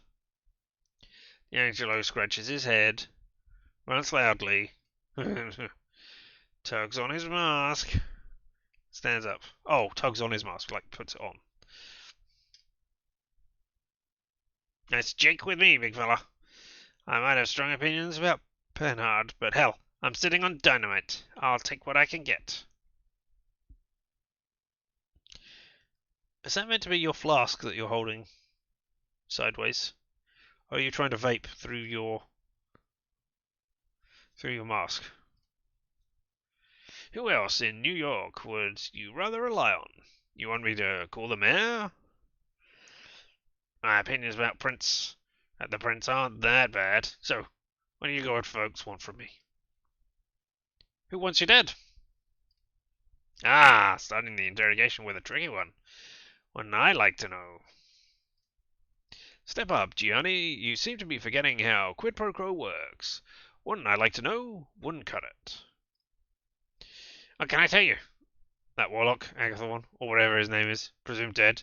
Damica, MIA, with SIA on her back, so possibly KIA by now. Hope, a kook, hidden in her office, under Vander Wyden's skirt. Around the time they started having trouble, some rough-looking streetwise kindred started hanging out on my usual spots. Didn't take me long to connect the dots. Wait, what is the connection between you and those three? I mean, we know the paper. Ever since last year, folks started hiring us for various gigs. Some even trying to get us to join their coteries. All of these opportunities were rather short-lived. However, the delicate tightrope act of working for various employers made us awfully aware there's an intrasect alliance in New York City. Kindred from both sides often work for the same goals without knowing it. The moment we started figuring it all out, a clean-up crew went downtown. I know the serious warlock boy sniffed something out on his own backyard, but then poof! He disappeared. And I lost all contact with Hope and Tamika. Oh, I lost all contact with Hope, and Tamika went AWOL. Hope they're going fine, and they didn't snitch on me to anybody. They are, and they didn't even tell me you guys knew each other. So, I think you're safe. Huh, wait a second. Why were you milking them for intel, kiddo? Found a list of 4 names on Calhan's remains. You can probably guess what they were. I get the picture, yeah. Christ almighty. I've heard it was just a list of freelancers, potential associates, probably prepared by Carter Van der Weyden. My money is on him being involved, but I smell bullshit. Have you got any idea who might have done the boss in? Any more clues? That's why we're here. None at all. That's why we want you to come in, friend. Investigate the murder scene. The only way you know how. Tell us what you think. Guide Julia in the proper direction. D'Angelo sizes me up, scratching his head. Sure, whatever. I'll try my best, kiddo. Lead the way. I'll drive you there, or at least as close as possible. I wouldn't be welcome that deep in Anarch territory. Just clean yourself up a bit, Gianni. I had my upholstery cleaned earlier this week.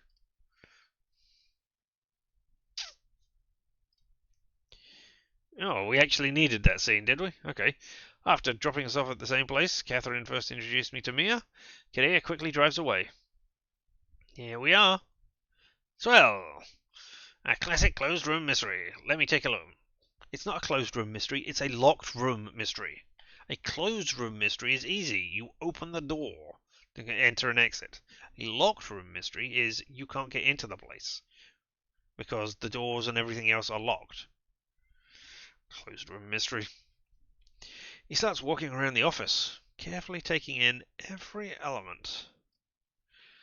So you're saying you're basically a nobody, but you simply call Catherine Weiss, never opened Sesame and Anarch Crib for you. Dunno. Sure sounds like somebody to me. Don't misunderstand. I only met her during the course of the investigation. Everyone's basically been treating me like dirt whenever I go, or wherever I go, and I'm only acknowledged enough to legitimize the sham. Lord Castlereagh. What's that? Now that was an abrupt interruption. I was busy sharing, damn it. Excuse me? Is that the portrait? Yeah, he's pointing at the picture of the man overseeing this entire office. I met Murder on the way. He had a mask like Castlereagh, yet smooth he looked. Yet grim. 7 bloodhounds followed him. I met Murder on the way. He had a mask like Castlereagh.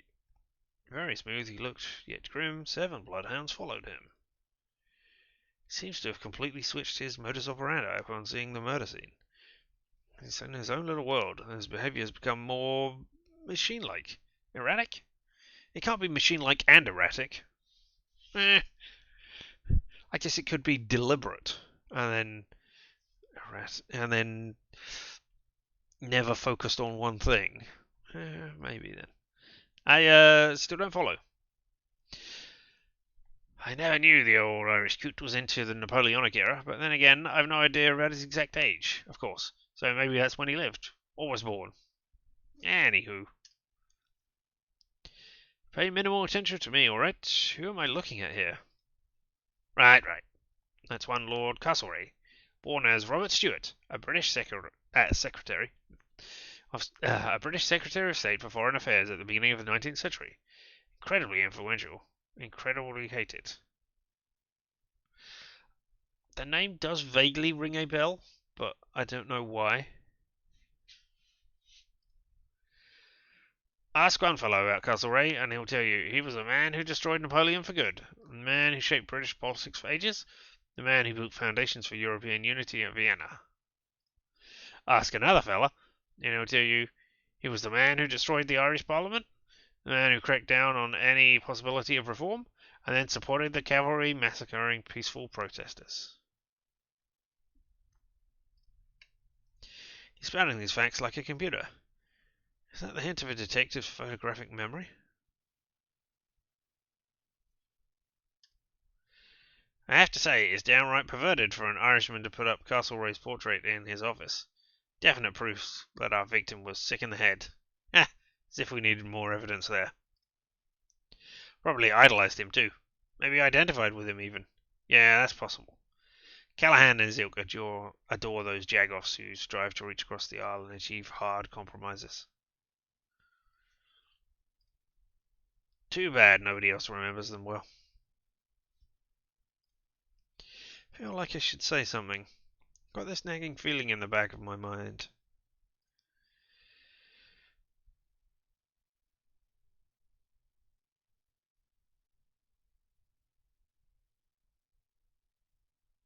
So yeah, how did he die? How did Castlereagh die? Was it in a closed room with a thing through his thing, making him thing? Just like Callahan, he said, remembering exactly the details of the crime and describing them in perfect harmony to you. Oh, yeah? So, how did he die? Committed suicide in the 1820s. His family took every sharp item away from him, but he was, well, dedicated.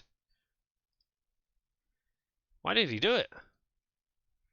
Pressure mounting from all sides, deserved hate coming from all sides, plain old overwork. He might have gone nuts, kept saying he saw ghosts, otherworldly silhouettes were guiding him, yada yada. Oh, sounds like a La Sombra. An unpleasant feeling grows in my stomach.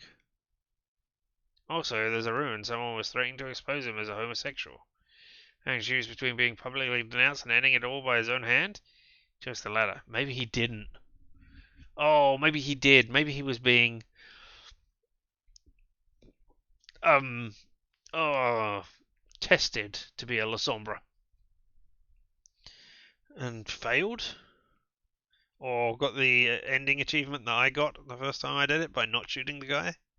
That's a thing. Well, that's just depressing. Maybe, but the silver lining is it couldn't have happened to a nicer fella. Stops above Callahan's corpse and laughs. Posterity will ne'er survey a nobler grave than this. Here lies the bones of Castlereagh. Stop, traveller, and piss. That is why I know the name. That is why I know the name. I have heard that before. That was Byron. And he kicks his bones with glee, causing me to jump a little. Is he still under the influence? Ah, isn't that tampering with the crime scene? I mean, does it matter now at this stage? It's been a week or more, right? Or 4 or 5 days at least. Kiddo, as far as I can see, this crime scene has been fucked over 3 times. Fucked with 3 times over. Can't really be ruined any more than it is. I agree. It looks about the same the last time I was here. And it was already a total mess before you even got here.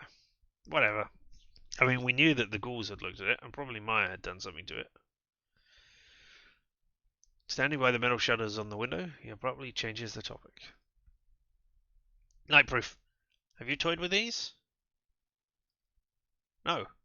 General, I avoid machinery like that. It doesn't like me, and I don't like it. They don't like you? They don't work properly. It's like I give technology an analogy. Sometimes industrial cameras mess up my face, sometimes I can't use a phone. I think it can be useful, but it's just a curse. I see. Think these rhinos could have been the murder weapon? No. Because if they'd been open, he could have left the room.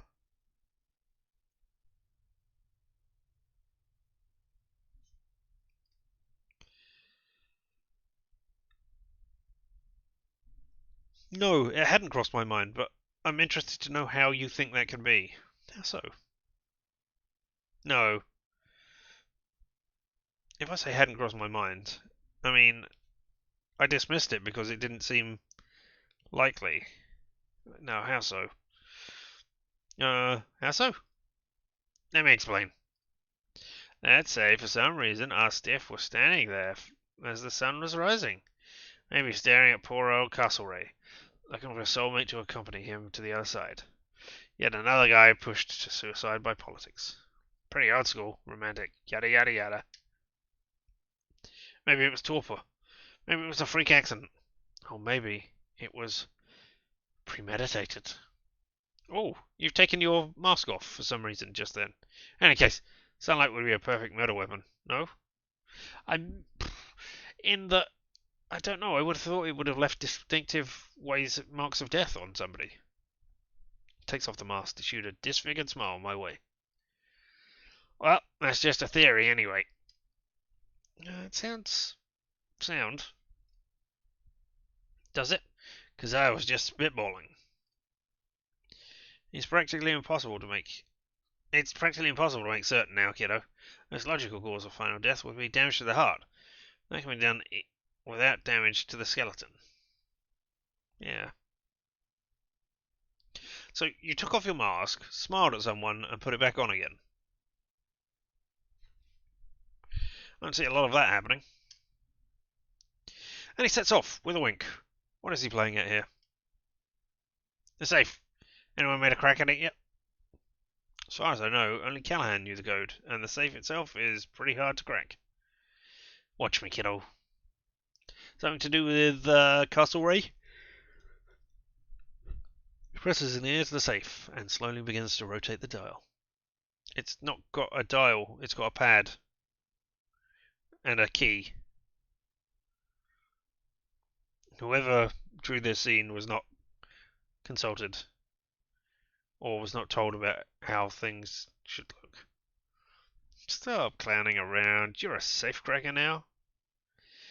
When you're cursed with countenance such as mine, you decide on a job such as mine, you gotta be a jack of all trades.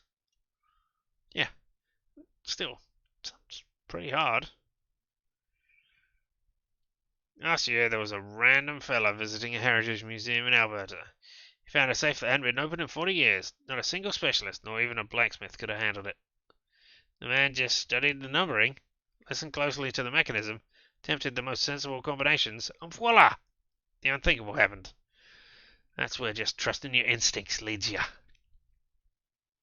Too bad he found nothing inside but an old page sheet. Metallic screech. Door opens.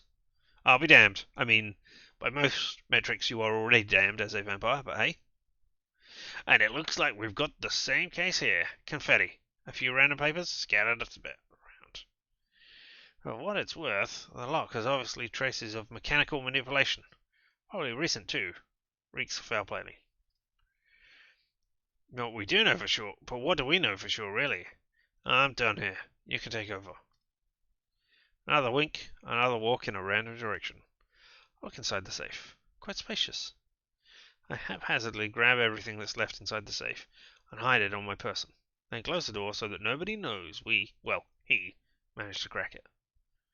When I turn around, he's motioning me to come closer to a sheet of paper lying on the desk. So yeah, killer, you probably know the entire beefsteak about Schrodinger's cat. Not going to bore you with that, but honestly, anything could have happened here. Or read the text he's written on the empty page. This place is wired. Unsurprising. It gives me chills. I think I'm okay. I've tried to record my own voice a bunch of times on different hardware, just to see if I can. It mostly comes out as noise. I mean, don't explain, because now they know that you know. That is.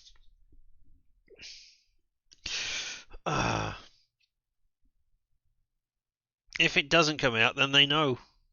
He nods, then starts scribbling something else as he continues blathering on and on. The best strategy would be to make an educated guess about what happened here, then interrogate everyone about it. Maybe you'll take someone by surprise, drop a hook on them. The wiretap is a chip in the broken glass bottle on the floor. Absolutely sure it belongs to Kaiser. Who is Kaiser, exactly? Kaiser, the elusive information broker, the talk of the city. Finally got an excuse to nab him. I understand. I think I have an idea how to use it to find him. Should I notify Kadir? Scribble, scribble. Takes longer than before. So yeah, I'll be meeting up with Kadir. You stay here, sister. Maybe there's something you've been missing. You're cool, doll. You're going beyond his jurisdiction, so he will try to stop you. Oh, whatever you do, just give me a 10-minute heads up, so I can get to relative safety. For sure. Back into the sheriff's custody for me. See you around, Julia. Sorry this old codger couldn't have been more help.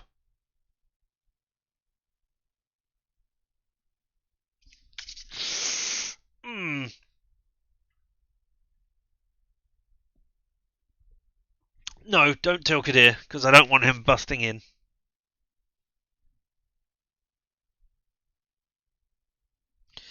I will get his ass. Oh, itchy nose, sorry. Ah. Don't worry, I will nail his ass to the cross. It's about time I got some answers. Uh-oh. Oh no, passage of time, that's what that means. Yes, not weird moon things. I've got a plan. Now all I need to execute it is a clueless bystander. This guy will do. Do you, need me for anything else? Not really. Better take a hike before the guy you've just called shows up. I can't guarantee he won't make you hurt. Will do.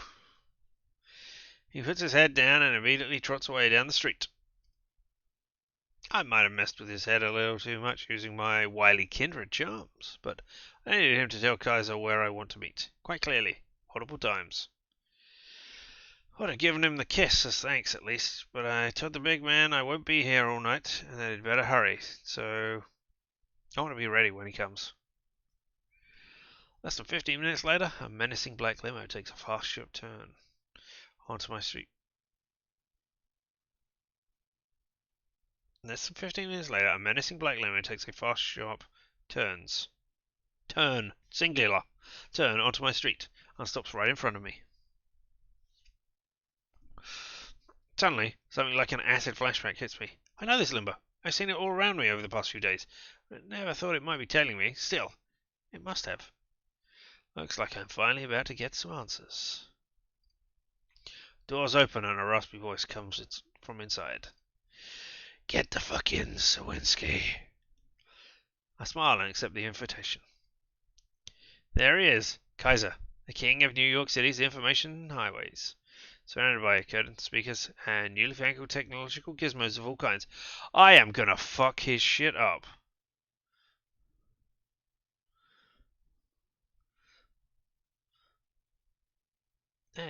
What is that in the background? That looks... Oh.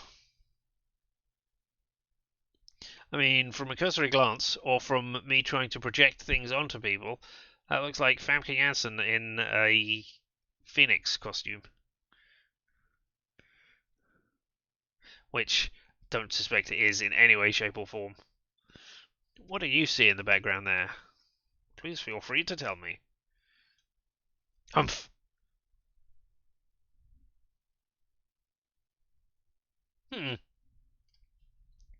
First impression, he's one repulsive son of a bitch.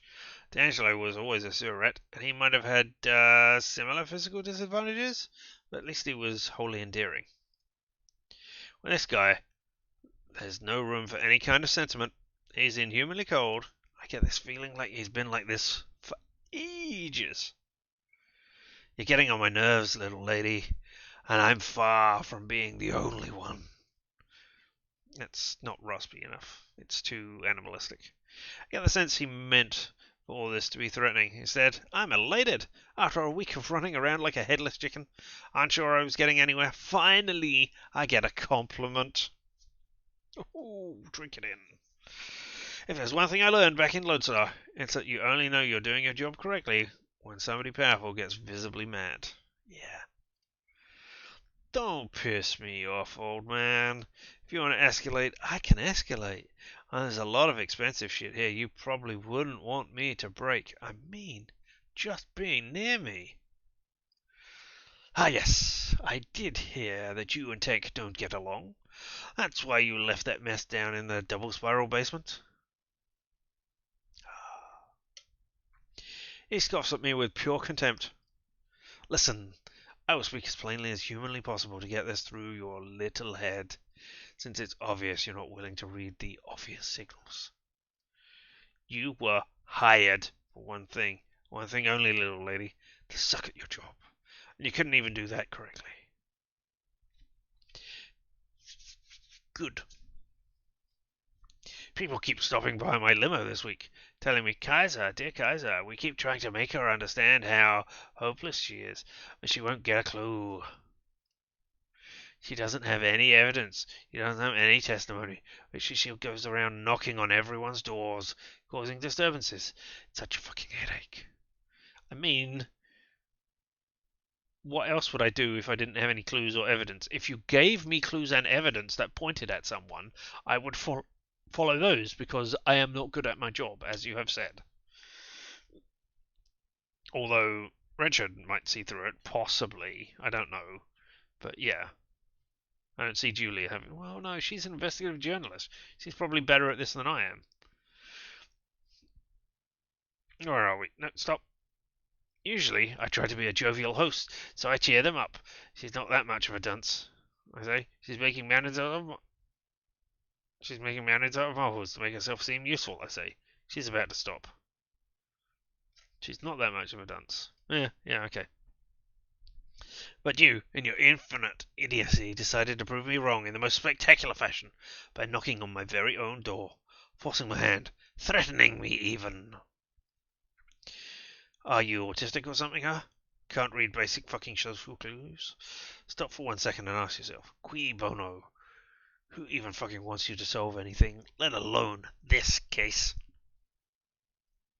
See, this city has a delicate system set in place. Usually it's flawless. And ever since you started tinkering with it, it's been having these irritating malfunctions, and it's driving people. Are you done? Just casually put your hand on. While he's talking, just casually run your hand across one of the monitors to fuck it up. That's. Bored with your posturing now. Pfft.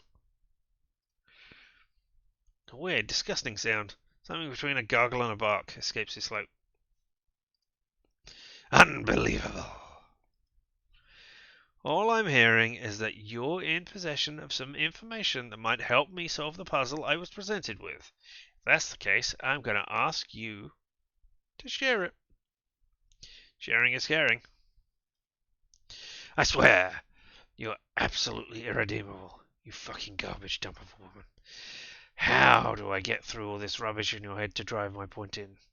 Don't you know who I am? I mean, yes, you're Kaiser, information broker. I don't care.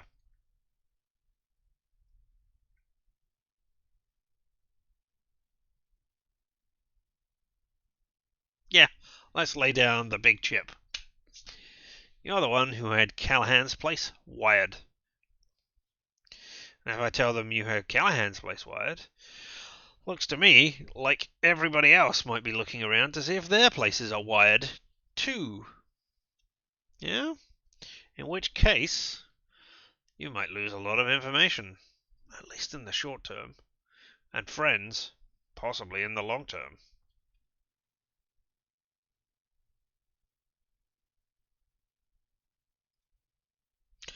Oh, I know who you are.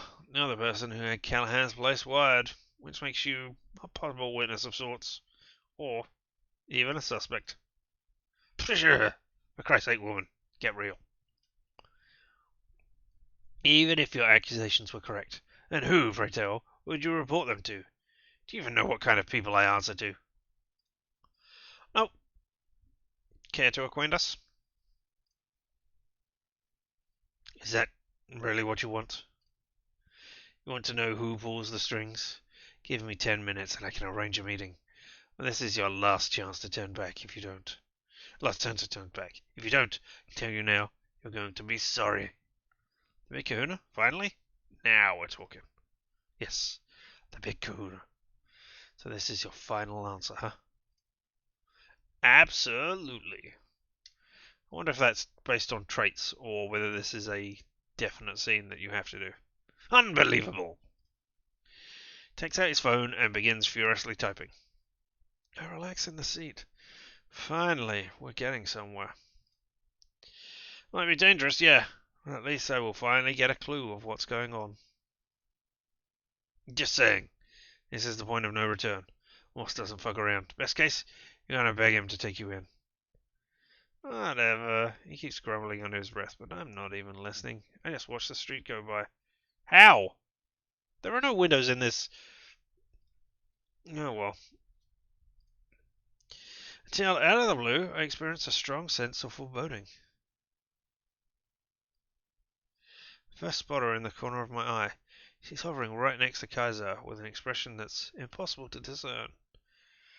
When she speaks, her voice is machine-like, yet otherworldly. Fine. We're 5 minutes away or so. Get the boys ready to give her the Mel Gibson special. Ooh. The moment he puts away his phone, the silhouette disappears. We're 5 minutes away. And I start figuring out the ways you might prove yourself useful to the honcho. There is no honcho. Oh my god, of course, this motherfucker is setting me up. I need to get out of here, now. I did the first thing that comes to mind. I grab the door handles and pull. He notices me scrambling and struggles to grab me. You should have gone for him immediately. Hold up, you stupid fucking cunt. Glass breaks. Loud thuds of something hitting the asphalt. Tire screeching. I think he grabbed me. I think he tried to pull me back in. I think we fell out of the limo. I think his body cushioned my fall. But I'm struggling to process what's going on. It's like I'm blanking out. When I come to, he's already attempting to get up, cursing under his breath. Limo stopped a little further in. But whoever the driver is, he's not coming out. A little further on, not in. Fuck him. When he stands up, he will be out for vengeance. He's an older vampire who knows how strong he is. I need something that will give me the advantage. Pepper spray, of course. It probably won't be as effective as it would on a living person, but it's still worth a try. I mean, I thought the idea of the pepper spray was it continually made your eyes water so that you can't see. If you're a vampire, do your eyes need constantly moisturizing? I don't think so. I limp towards the arsehole, disarm the device, aim towards his eye, and unload the entire canister. It worked. It actually worked. Keep up the offensive. I punch him, kick him, throw him around. I pummel him. I smash his head against the curb. I struggle to harm him in whatever way I can, like a frightened animal. I don't know how long it lasts. Might be 1 minute. Might be an eternity. The driver steps out of the limo to help his boss. Once he sees what I'm doing to him, he runs away in panic. Feels good. Feels absolutely horrible. Once I'm done, I sit on the curb and scream my lungs out to avoid crying. Then, I look at him. Oh, he's still ticking, that's a shame. He seems shocked, barely hanging on. I know what I've done was extremely stupid. Did how he's one of the most influential figures in the city. Well, that's probably why he never expected to get his ass whooped, especially by someone like me. When he speaks again, his voice is pathetic, surprisingly close to a whimper. You'll pay. You'll fucking pay. You lost mislaid and abandoned property of a woman. Just end him. He's unwell, talking nonsense. I approach him again. You wanted to have me whacked. What do you think? I'm stupid. You needed to be taught a lesson. Well, why'd you look at who ended up teaching who? Now, talk. Tell me everything you know about Callahan's final death. All of it. Go to hell. You can fuck me up however bad you want. I'm still not going to tell you shit. You try anything, there will be consequences. There will be retribution. My mouth is shut. Might be my last chance to solve the case, but if I don't force him to talk, he won't. There's a burgeoning thought in my mind, and it scares even me. Do I dare to push him to the edge? Make him suffer until he squeaks? Yes! Absolutely! In this instance, this guy wanted to have you killed. Pushing him to near death, but not death, is... Acceptable is the wrong term, but it is what I will do. It's not a barrier I won't cross. No, won't do it. Traits updated, and I got an achievement, Know Thyself. What is the trait? The ends justify the means. Duh. Well, I'm sure you will open your mouth if I do this. I put a shin against the curb. Wait, what? And kick with all my strength. Ooh, you're gonna break. Ow, ow, ow. Arrgh! It's a compound fracture. I barely managed to suppress my gag reflex. I mean, he is a kindred, right? So he will heal from this. Which is not exactly good. I think I might need to final death him in order to avoid his retribution, at least. Feels like I'm disassociating. You fucking psycho! You fucking psychotic bitch! He's actually weeping, like a child. Totally shadows the tough guy image he was trying to project earlier. Like this is the first time anyone has ever used physical violence against him? What if it is? You either start talking, or the other leg goes. And the hands? Then I will get creative. Oh, Kaiser, you're gonna come and kill everything I hold dear, aren't you? If I let you live. I try to collect myself and put his other leg against the curb. I'll talk, I'll fucking talk! The kick connects. It's a light one. A sadistic feint. Still manages to get a pathetic whimper out of him. Then talk. But this had better be good. He looks at me with pure fury, then begins to speak through clenched teeth. You want to know who was in Callahan's office before he died, little lady? Everyone, fucking everyone, and their mother was there. Vander Whedon, Aisling, Arturo, and Panhard. That Khmer douche. I think you're missing a letter there. That Khmer douche motherfucker. Talk with his psychic, all of them. Let's have a quick look.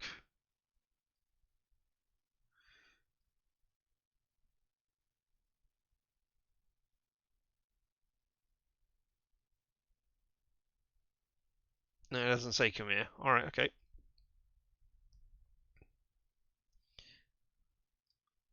Callahan thought that the only way out was to pit them all against each other, or to ally with every single one of them. Little did he know it was in all their best interest for him to just fucking die. That's good. That's great. But who killed him?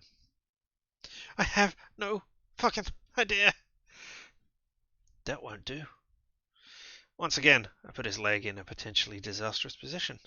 In response, he starts howling maniacally. Manically? Manically would be better than maniacally. You fucking sadist! You fucking monster woman! I really have no idea. Who kept complaining to you about me? Who's responsible for getting rid of the evidence? Everyone! Everyone did! God damn it, Callahan had dirt on everyone and antagonized everyone, so it took everyone to bring him down. All evidence is gone. Every theory is equally true, so none of it is. Don't you see, you fucking cunt? Everyone is complicit, so nobody is. Why the fuck do you think Sophia Langley is no longer around? Why is Stoke no longer pretending to be a revolutionary?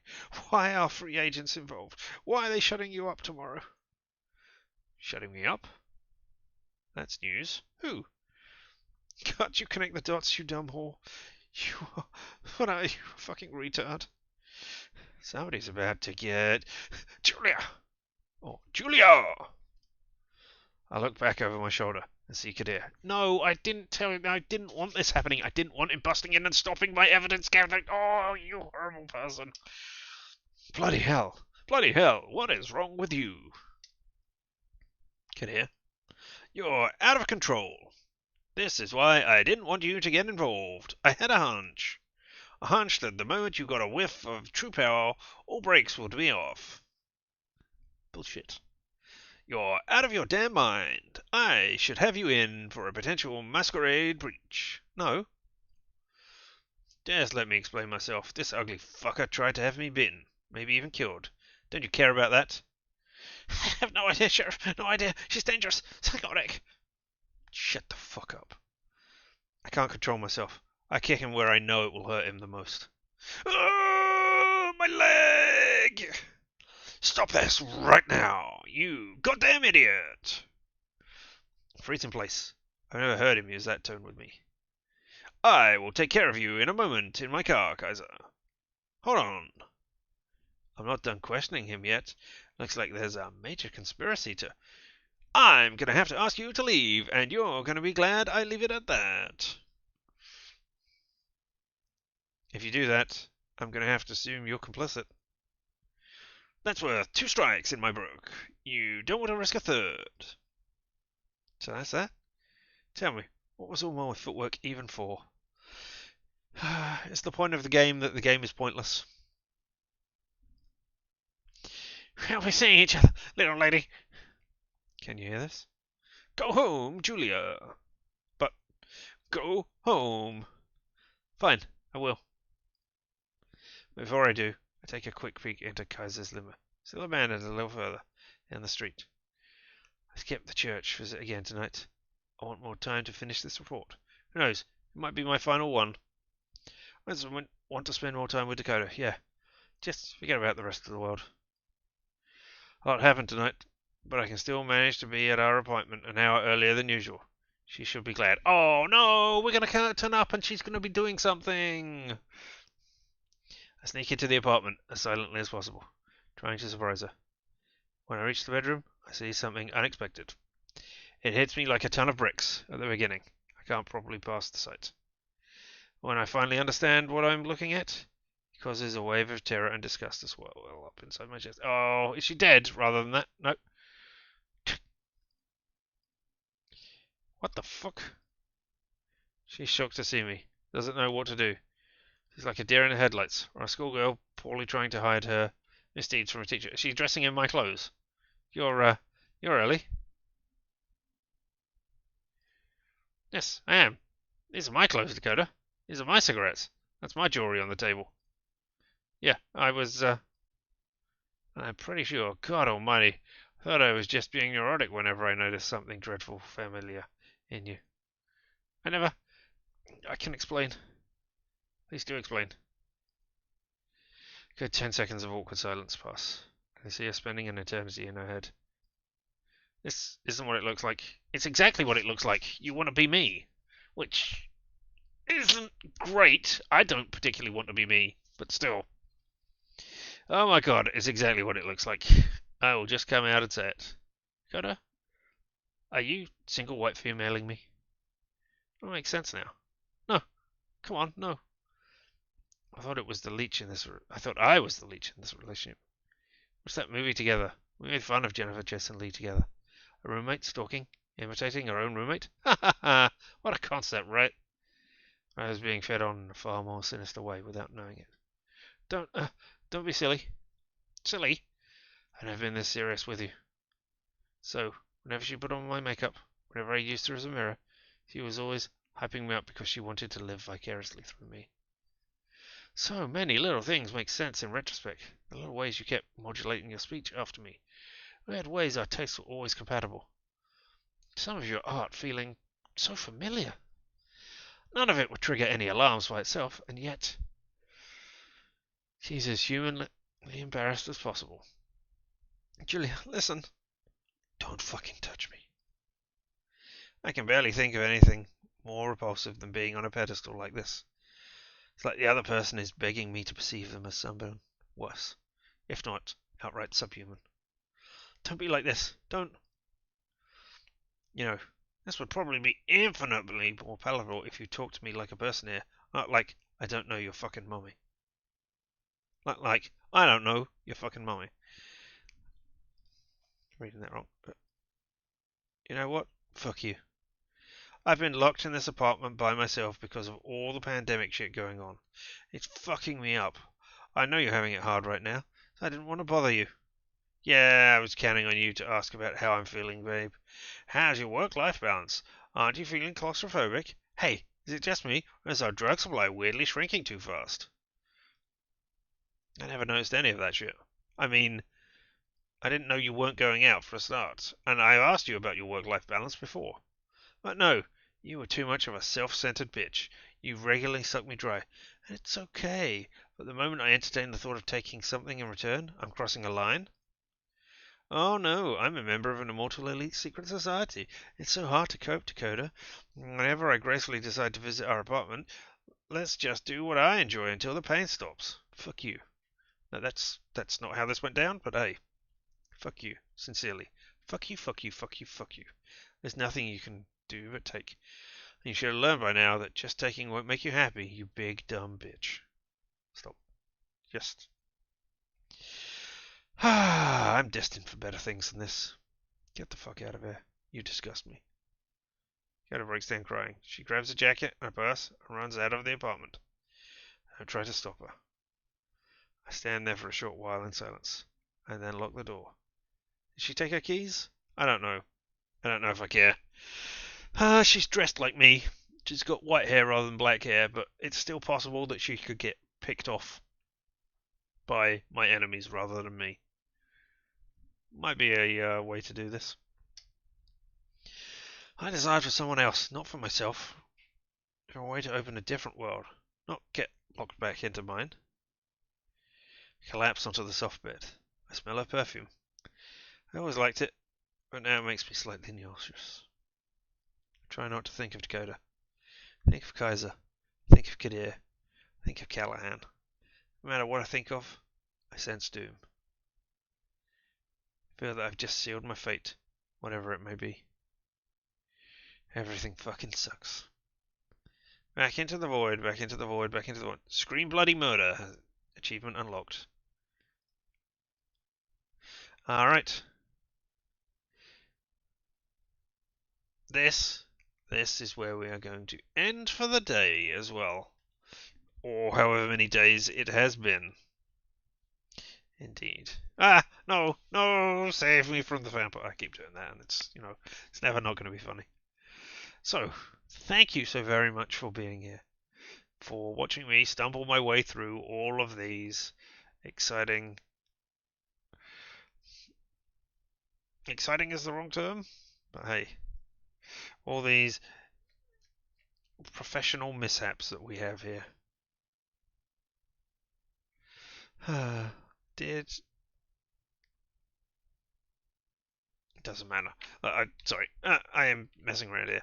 Thank you for being here. I do appreciate each and every one of you, whether live and in person or later on the VOD, and I'm not just saying that on rote.